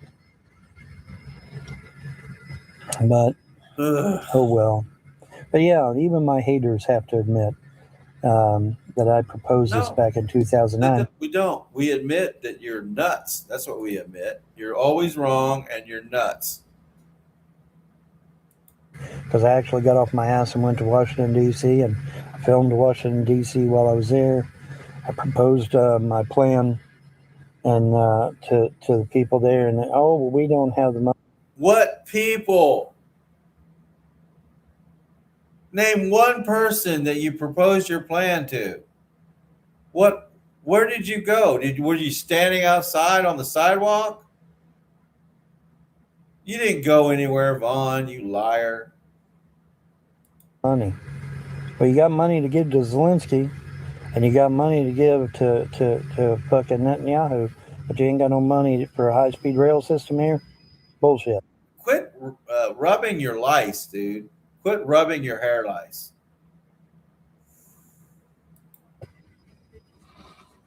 Folks, if we can get our produce from LA to New York in 2 hours, guess what that means? That doesn't just mean you get fresher food on your at the grocery store. It means we save shit tons of money in preservatives and chemicals on our food. We might not even need preservatives at all, because if you can get fun. If we didn't put preservatives in our food, half the food that we buy in the grocery store would have to be thrown away.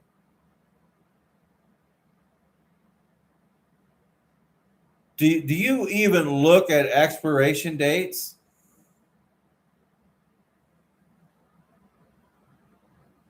If you didn't have preservatives in the food, the expiration date on your food would be like, eat it now or it's going to go bad. It would be like, you'd be lucky if you have 2 or 3 days. What the hell are you? How come you never know what you're talking about?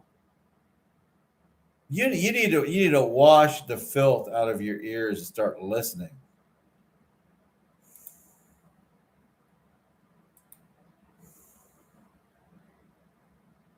If you can get the food to the market in 2 hours instead of 24 hours or 48 hours, that's a huge difference and can save us. That's only 24 hours difference.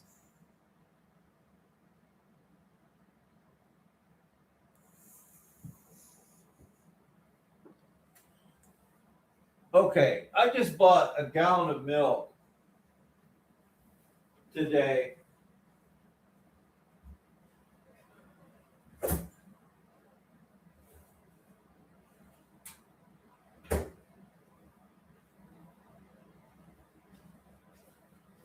This is unopened. I just put it in the refrigerator when I got home. There's an expiration date on there. It's 9/13/26.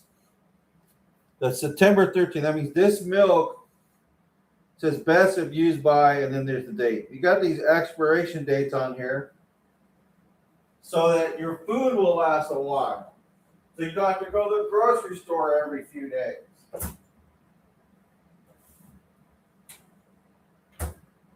So between the preservatives and refrigeration and other storage types of skills that we have, and you could go to the grocery store and buy groceries and it can last you 2 or 3 weeks. And what you're proposing is only giving us, if it were possible to get everything in the few hours you're talking about, you're only talking about a difference of 1 day.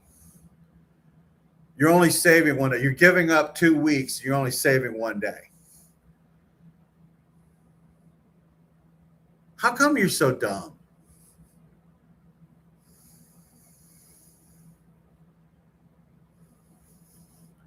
No, you can't claim that high-speed trains were your idea. That's insane. Yep. It's the way he doesn't even think about whether there's a reason why the U.S. didn't opt for high-speed rail. You can buy plane. He's talking as if planes don't exist. Yeah, he does. Now he's talking about, oh, the high-speed rails will make it so that you don't have to put preservatives in your food. You get there in 2 hours to 24 hours. It's like he's never seen an expiration date on food before. You're literally not saving any time. If you don't put preservatives in your food and use other proper storage techniques for food, if you don't do that, your food is going to spoil quickly.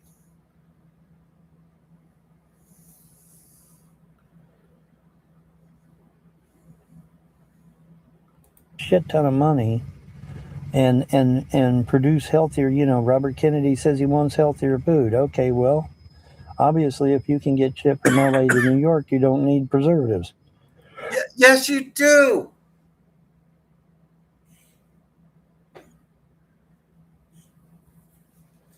The way he's talking, excuse me. Oh, the way he's talking,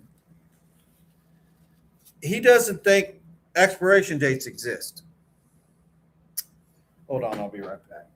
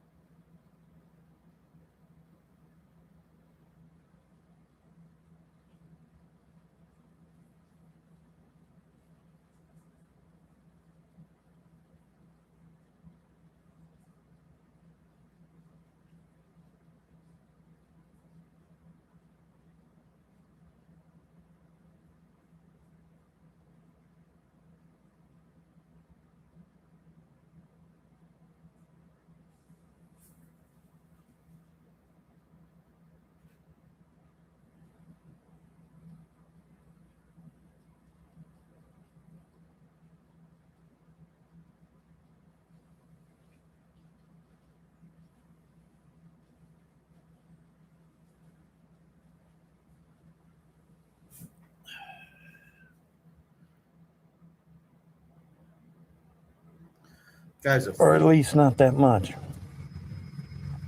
But yeah, this was my thing, and it's such a shame that we don't even, we're not, like I said, we're not even in the damn game. Everybody else has high speed rail, but us. We're the only one thing. If you're concerned about the preservatives and the chemicals they put in the food to make the food last longer, there's one method that doesn't use that, that's been around for a very long time, and that's called canning. However, you have to do it properly, because if you make a mistake and you do it improperly, your food will become contaminated, and the person eating it will get food poisoning, and they could possibly even die. Especially if there's this thing called botulism, which comes from improperly canned food. And I remember that because I remember when I was a kid, I was watching an episode of Quincy MD, and they were talking about it. That's the only reason why I even know anything about it. But yeah, they've been canning food for what, a couple hundred years. And then if you go even further back, they were preserving food with salt. So are you telling me we need to go back to that? And that made food last quite a bit longer than it normally would if you didn't do it that way. So you know nothing about what you're talking about, dude. Absolutely nothing. They're the only industrialized country, you know. But yeah, man, that's really sad. Really fucking sad.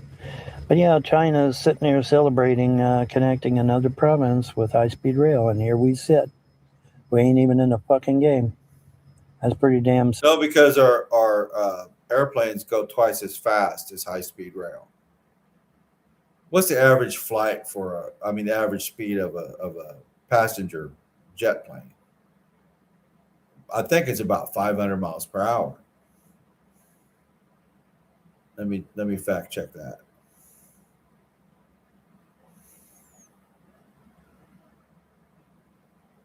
What's the typical speed for traveling by passenger plane in the United States?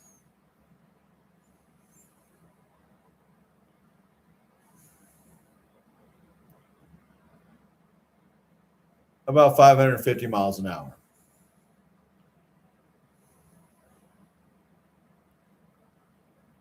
Yeah, I was right. It's about 500 miles an hour. 550 actually.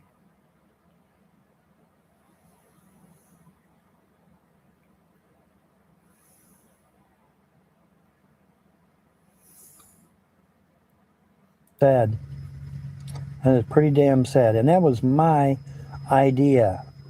Okay, so let's be absolutely clear on that shit. Moan, you didn't invent high-speed rail. Why do you always got to try to take credit for shit? Are you hoping that somebody out there is gullible enough to believe your claim and then give you a bunch of money for it? Oh, he's the one that came up with this idea.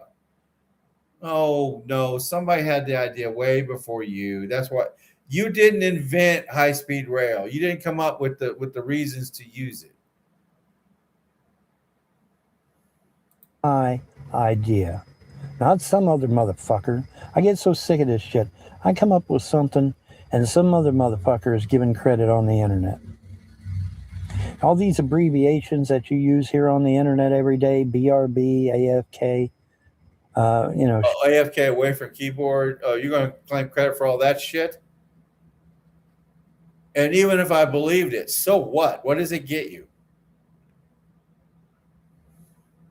You think if someone should come running up to you with a paycheck because you came up with bullshit ideas? Shit like that. That was my idea. I came up with it when AOL was in beta. It was my idea. But you notice they give the credit to somebody else. In fact, I give the credit to somebody else on everything I've done. Literally, dude, you should concern yourself with washing out the lice in your hair. That's why you keep scratching your head. You keep scratching your head because you're a filthy fuck. You got freaking parasites and shit living all in your filth. That's why you're scratching your goddamn head. I've done. Look how freaking nasty your hair is, dude. It's like all stringy and got that. It's got oil in it. That's oil your body is producing. That's you have to wash your hair every couple of days to prevent that.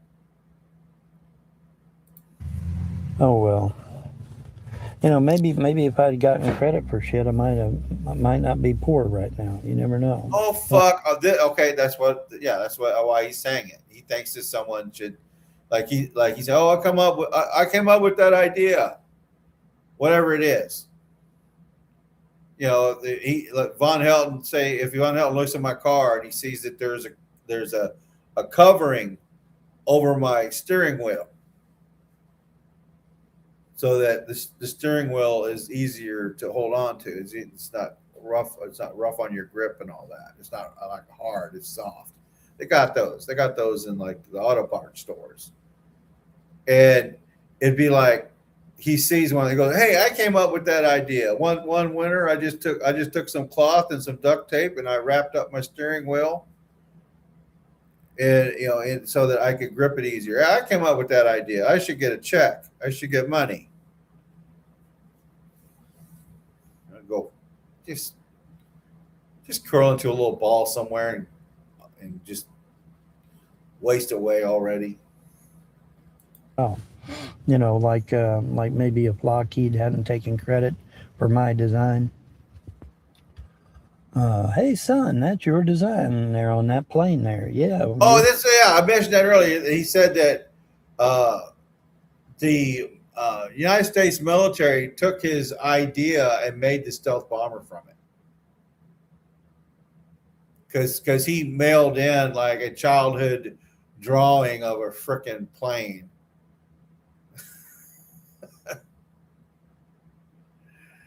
And I would imagine that if they were walking through a strip mall, not a strip mall, an actual mall somewhere, and they went by this magazine shop, and there was this magazine rack, and it had a picture of the stealth bomber on there, and his dad pointed out to him, "Hey, son, isn't that your drawing?" His dad was probably just messing with him. That's what I would think.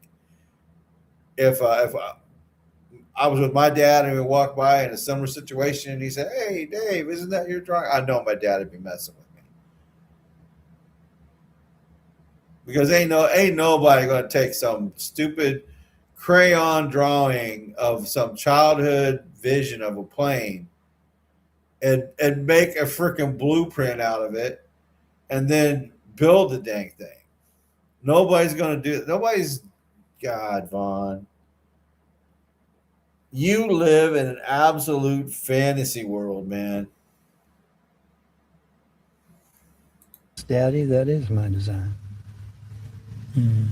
See, all you got to do is just change one little tiny thing. Isn't that right, Lockheed? Isn't that right, Lockheed? Yeah. Dude, you did not draw up the blueprints for the stealth bomber, dude. You wouldn't even have been able to do that as an adult, let alone a kid. Come on. You gotta think everybody's a freaking idiot to expect anyone to believe this shit, man. Come on, Vaughn. Grow the hell up. You're 63. Dude, well, you're gonna be 63 in a month or so. Dude, you're 63 years old, man. Come on, dude. Grow it up already. F-117. All you got to do is just change one little tiny thing. And then all of a sudden, it ain't Von Helton's design no more, is it? Not right, Lockheed? It never was to start with, dude.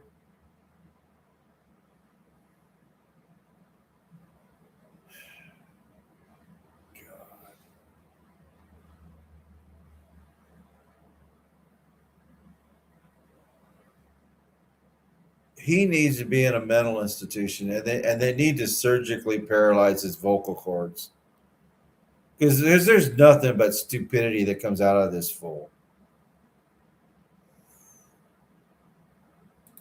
Yeah, absolutely. I gave the design to NASA, and NASA gave it to Lockheed. You didn't give shit to NASA, dude. Not when you were a freaking kid. Are you nuts? Of course. Well, yeah, of course he's nuts. It's just a thing to say, like an exasperation, a saying of exasperation.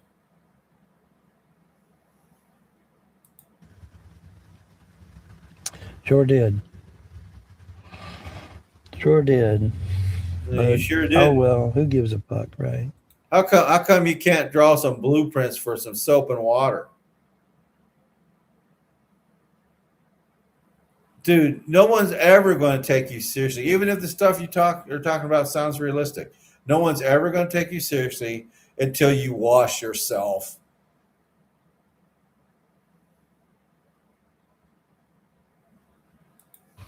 Who gives a fuck about things like facts, right? Folks, do you realize No, but they're not facts, Vaughn. They're fantasy. It's a fantasy.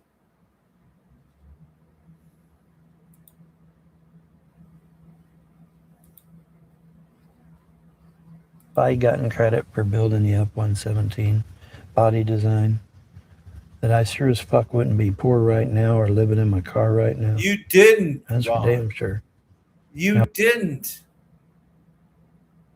Do you think if it were possible, let's say you're somebody that like one of the people that calls the shots in the Department of Defense or Department of the Army or whatever it is. Would you go through the trouble of stealing some kid's drawing to come up with a stealth fighter? Like what?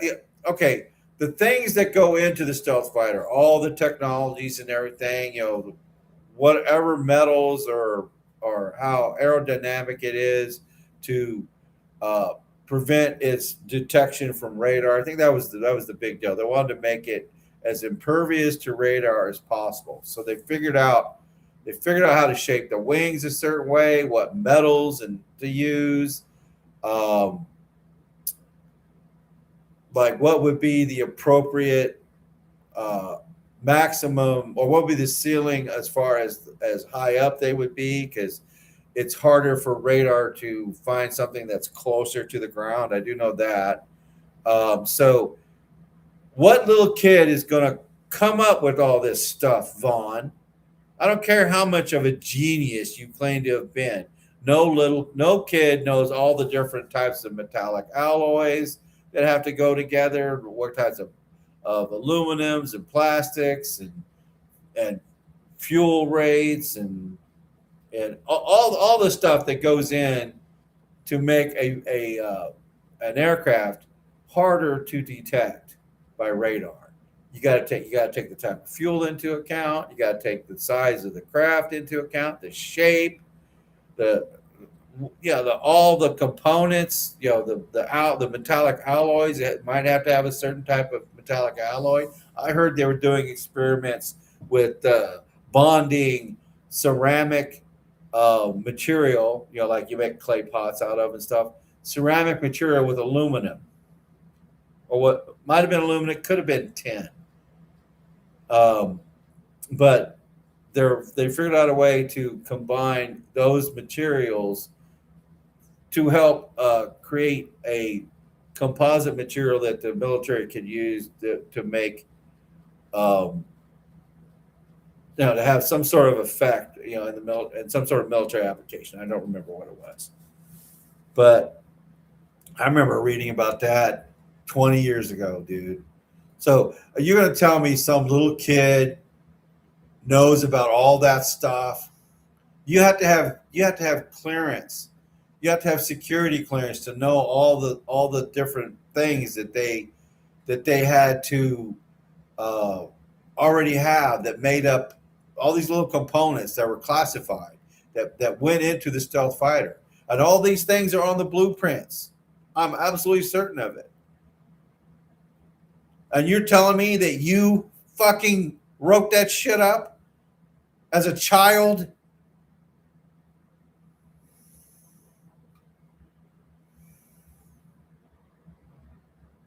Would I? No, of course not. Oh well, whatever. Everything happens for a reason, guys. Right? Everything happens for a reason. He mentioned the F-17 specifically. How highly classified was the F-17 United States Air Force military aircraft when it was first being built?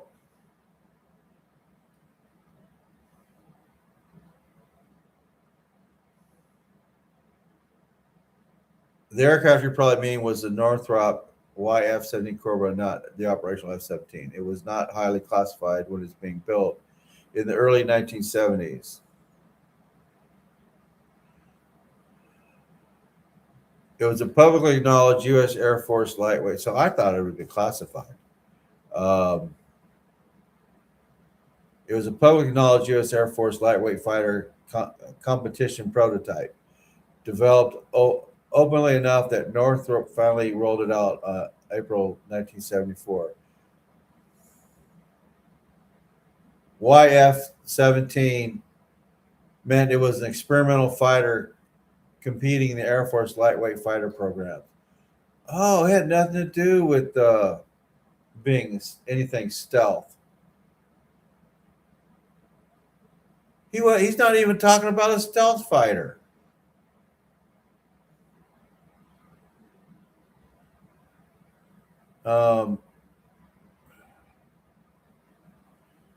People sometimes hear F-17 and assume it was a missing or concealed fighter designation, similar to the old rumors around the F-19.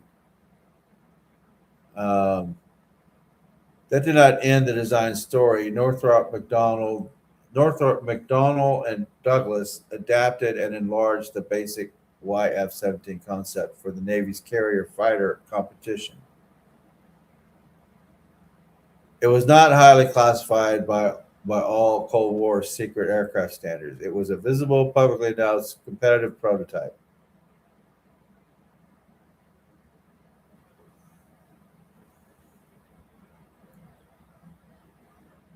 There's this guy on YouTube that's claiming that the F-17 design was for stealth purposes.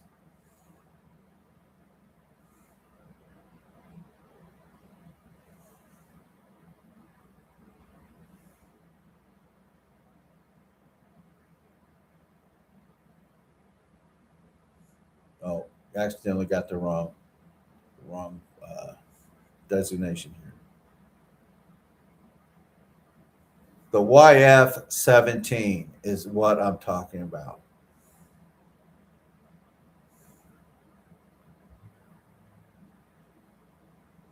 Okay.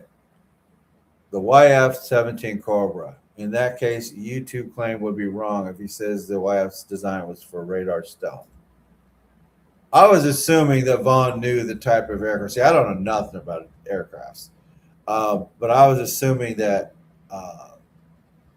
that he was talking about a stealth fighter. He actually said stealth fighter. That's what he's been claiming all these years. Oh, I designed the stealth fighter. Now he's saying specifically it's the F-17. It only looks stealthy. It has a narrow fuselage, swept wings, twin engines, compact overall appearance.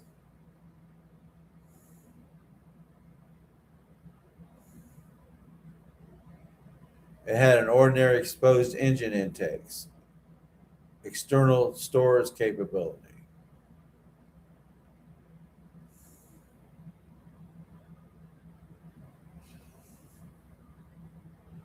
But it was the F-1117 this is how he fucked up. Okay. There is an airplane, which is what ChatGPT thought I was talking about. It's called the F-117 or the F-117. That was a stealth fighter, and it was classified. So he says F-17, but the aircraft he's actually talking about is the F-117. Now, if he was the designer of that, he would know. He would know what his designation was and what it was called. He's talking about the YF-17 Cobra. That's the aircraft he's actually talking about. He confused it. He confused it with this other plane. Vaughn, you're a moron, dude. I don't even know planes, and I figured out that that's what you're talking about here.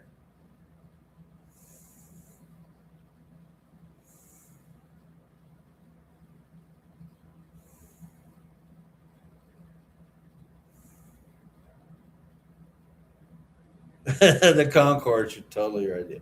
But yeah, that's what he did. So he's over here talking about this. First, he makes up the lie that he wrote up the design for it. then he's confusing two different aircrafts because he's seeing the F-17 because it's public. And he had heard about the other one, and he's confused the two. He thought they were the same plane. He thought the 117 was the same plane as the YF-17. He thought they were the same plane. So he's making up a bullshit lie. He don't even have his facts right.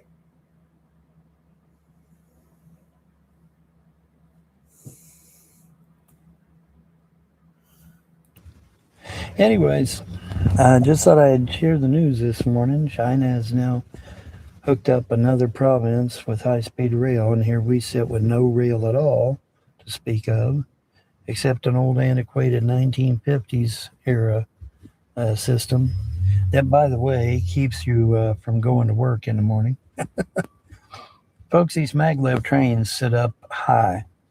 They won't hinder you from going to work in the morning like the rail system we have now. You know, if somebody was in the Air Force and they knew these planes, I say somebody was either a pilot or somebody that worked on the planes, and he's sitting there talking about this, and I can almost picture what would go through their minds, because it would be like me listening to someone talk about the radio equipment that the Marine Corps had back when I was in, because I was a radio operator. And we had these radios called the I hope I get my nomenclature right. It's been so freaking long, but it was called the PRC 75 or the PRC 77. I think it might have been 77. So we had something called the Prick 77, PRC 77, and then we had this other new radio. The PRC 77s were the same radios I used to use in Vietnam. And so there was this new thing that came out with a Nestor gear.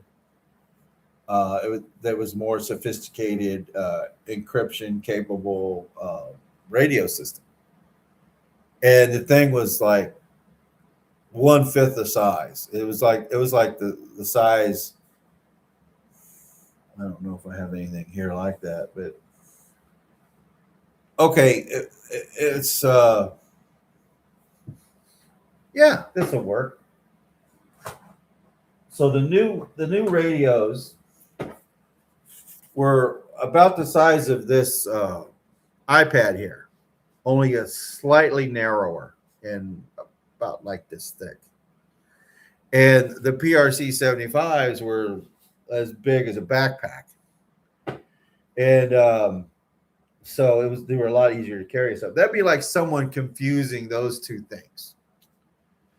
Here, if somebody was worked with the airplanes and knew the difference between the two planes, that's about how it would seem if I could like relate to them.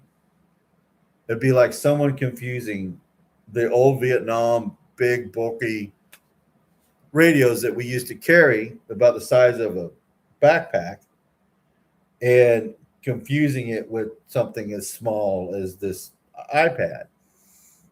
With the new, it'd be like, look, dude, you don't even know what you're talking about, man. They're not even close to the same thing. I had similar nomenclature. But that would probably be the only similarity.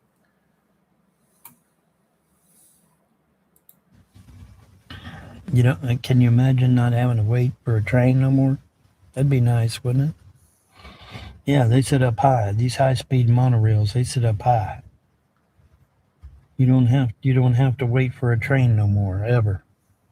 Never again. You have to wait for a I never have to wait for a train. Do you know why? I don't fucking need one. I got a freaking car.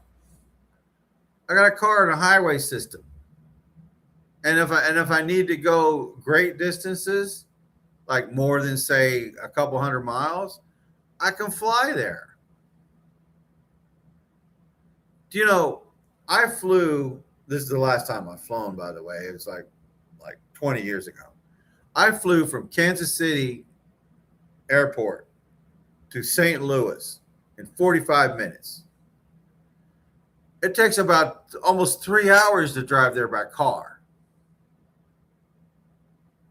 We don't need a high-speed rail. I've never had to wait on a train in my life because I've never had to use one. Train ever. Wouldn't that be nice? Anyways, I just thought I'd share because I can and because I should. And because you're a moron. Because you're a moron. There's no other reason. You're a moron. And you're trying to find people that are even more of a moron than you to believe this shit you say. The only thing you put out in the last couple of days that had a little bit of like where it was hard to dispute what you were claiming, other than the most ridiculous parts of it, but the overall initial concept was when you were looking at that freaking light in the sky. It was hard to figure out what it was. The other stuff you were saying was absolutely bonkers, like your girlfriend and she's keeping an eye on you and stuff like that. That stuff was completely batshit. But I honestly can't say for sure what that light was. It looked really strange to me. But I'm not going to say UFO or anything like that. It's just that it was really hard to determine what that light was. It could have been a lot of different things. Or maybe it just looked weird in the camera. Like there could be a whole bunch of different things. But dude, UFO, no way in hell. And if you're going to show us, oh, here's this light in the sky, that's my ET girlfriend. Why wait for her to get into the craft and then take off? That'd be like, it would be essentially be the same as if I have a girlfriend and I'm telling everyone I have a girlfriend, and then I say, okay, I'm going to get video proof that I have a girlfriend. And then we walk outside together. She gets in her car and she drives away, and I wait for her to get like 100 yards or further away before I start recording her. Like, look, here's my girlfriend leaving in her car, and it's just some random car. That's essentially what you did. If you want to convince people that you have an ET girlfriend, get her on video before she gets in the spacecraft and takes off. And then she's so far away, we can't tell what the hell it is. And you're not going to, because the whole thing is made up bullshit anyway. But I'm saying, hypothetically, if that was how it was, then that's how you should do it. You need to know the truth. We are dead last. So what? Not only we're dead last in something we don't give a shit about. So what? We're not even in the game. No high-speed rail at all. God, he keeps scratching at his Except lights. as a tourist attraction in Walt Disney World. He keeps rubbing his light. What is it And I with think the even that freaking got head? shut down, didn't The it? freaking head. I don't know. Just doing the thing with the hair. What is that? Why do you keep doing that? You know how many times I've touched my head? Just this time. The entire time I've been on video.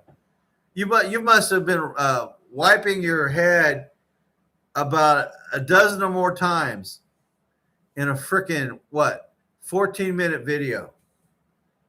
Dude, I've been talking about you for a couple of hours now. I'm not sure exactly how long I've been doing it. Oh, no, that's not helping me. Yeah, and well, that's an hour and a half there. So,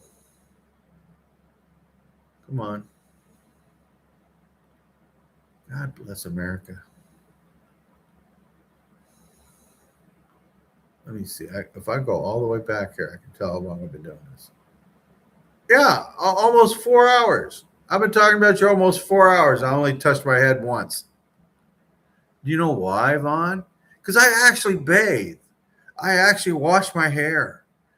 You never bathe, so you probably got only God knows what you got crawling around inside that nasty freaking hairline of yours. And that's why you keep rubbing it, because it itches. The reason you itch is because you're dirty. Dirty skin itches. And you probably got all kinds of shit crawling all over you. I know Newsom's little pet project was Hello, a joke. Sabella. That was a photo op and just some way to get a little extra money. It wasn't even a real system. If it had been a real system, I would have been in charge. And if Oh, fuck you. Grandiose idiot. You can't be in charge. You can't even be in charge of washing your body, dude. You can't wash yourself. You can't wash your clothes. You can't do something that 6-year-olds can do.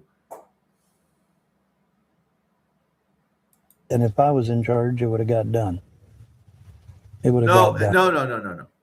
If whatever you're in charge is doesn't get done, because all we got to do is go and look at the videos of how you did your property. You didn't do shit. You let the place fall apart. That's why the roof caved in when you moved into your mother's house after she died, to the double wide trailer. You let the roof cave in. You didn't like inspect the place to see what needed to be done or hire somebody to do it and then make the necessary repairs. You let the reason you make repairs is so that it doesn't get worse. If you have property, I don't care if it's a car, I don't care if it's a house, and you start to have a problem, you have to deal with that problem as soon as possible, because if you don't, it only gets worse. And then you have to have an even greater expense later on. That's why you don't wait until the freaking roof caves in before you fix it. But that's what you did. You let everything deteriorate, whatever you own. Look at you. You let yourself deteriorate. And what happened? Okay, why are you complaining about your car right now? It's not because that it's crowded, which should actually be an issue, but it's not for you. It's not that it's crowded and it smells bad or any of those kinds of things, which would be a deal breaker for pretty much all of the rest of us. No, your issue with your car is it's hot. Why is it hot, Vaughn? Your air conditioner don't work. And that's because you won't fix it.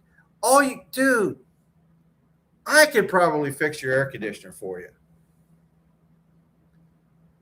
Do you know why I think I probably could? Because when I thought my air conditioner on my car was going out, I watched a bunch of videos on how to fix it. And there are kits that you can go at the auto parts store and buy, because there's a valve like in your car, like it's between the radiator and your grill.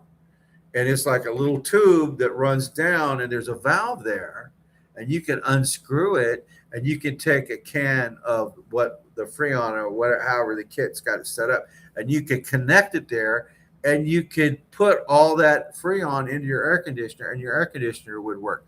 Of course, you should do what I did, and that you should check simple things first, like pull the glove box out from underneath your dashboard and look at and see if anything's blocking the air.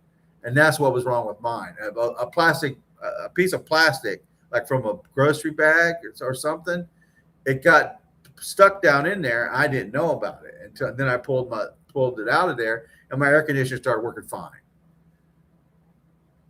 Wouldn't it be funny if that's all that was wrong with your air conditioner, and you've been bitching this whole time that how hot it is, and all you had to do was do something that would only take about 5 minutes?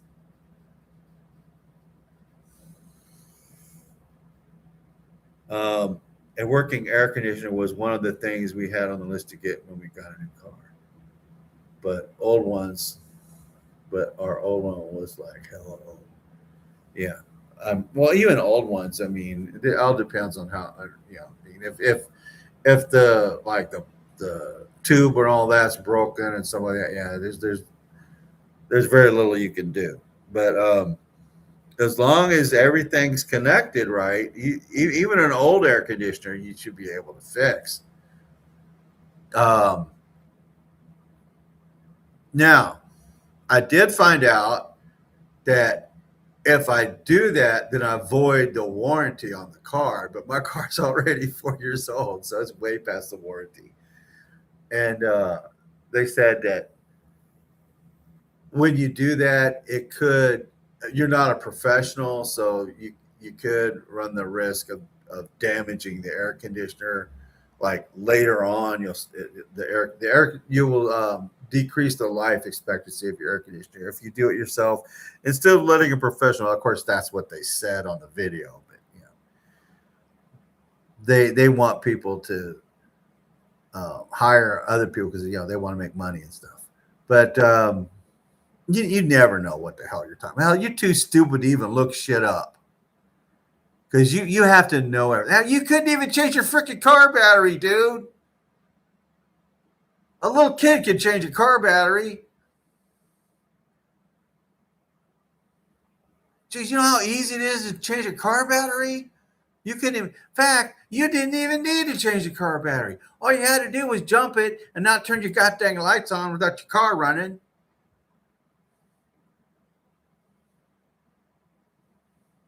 And didn't he say that he left that new battery on the side of the road? Because after John jumped his battery, John scolded him and said, "Hey man, you had your lights on. That's why your battery didn't work." And then he jumped the old battery, and then he never did put the new battery in. He just said he just left it sitting there, right? Isn't that what he did?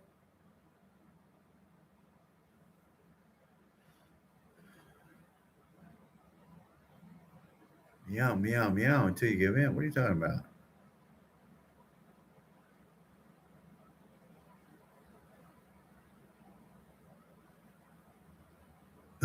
Yeah, that's really how they say you should do a used car. You should drive it until literally the wheels come off of it. Cats are so weird with their box obsession. Okay.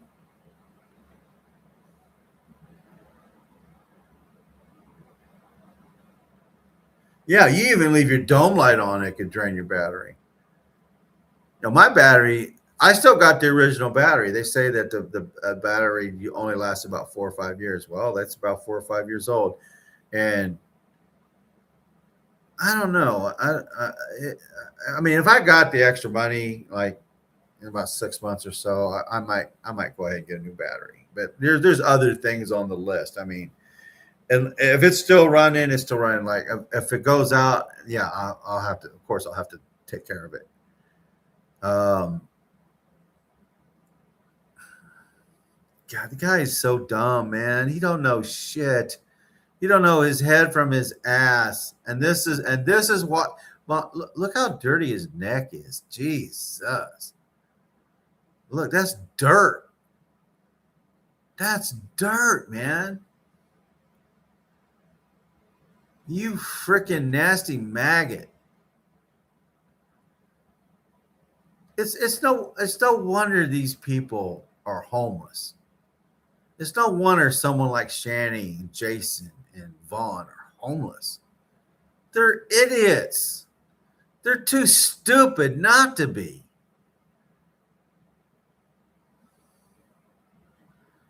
But oh well. Anyway, shit happens, right, guys? Everything happens for a reason. No, Vaughn, things happen for no reason. The water is wet. Come on. Things happen for a reason. Well, no shit.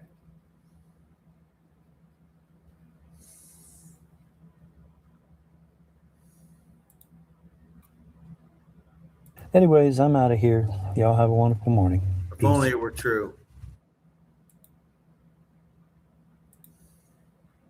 That might be enough for my head. Okay. Let me get rid of that. Yeah, I'm going to go ahead and end the stream. It's late. I want to make myself a late little snack or something. I don't know. I don't know if I should call it dinner. I might cook up one pork chop and eat it. Yeah, I got a. I don't have to do anything till noon. It's good to be retired. It's good to get your Social Security check, and you don't have to work more than a few hours a day. So yeah, I'm gonna end this and just relax. I might watch some old sci-fi stuff. Who knows? Until I get tired. But anyway, so peace, everybody. I'll talk to you later. Bye, everybody.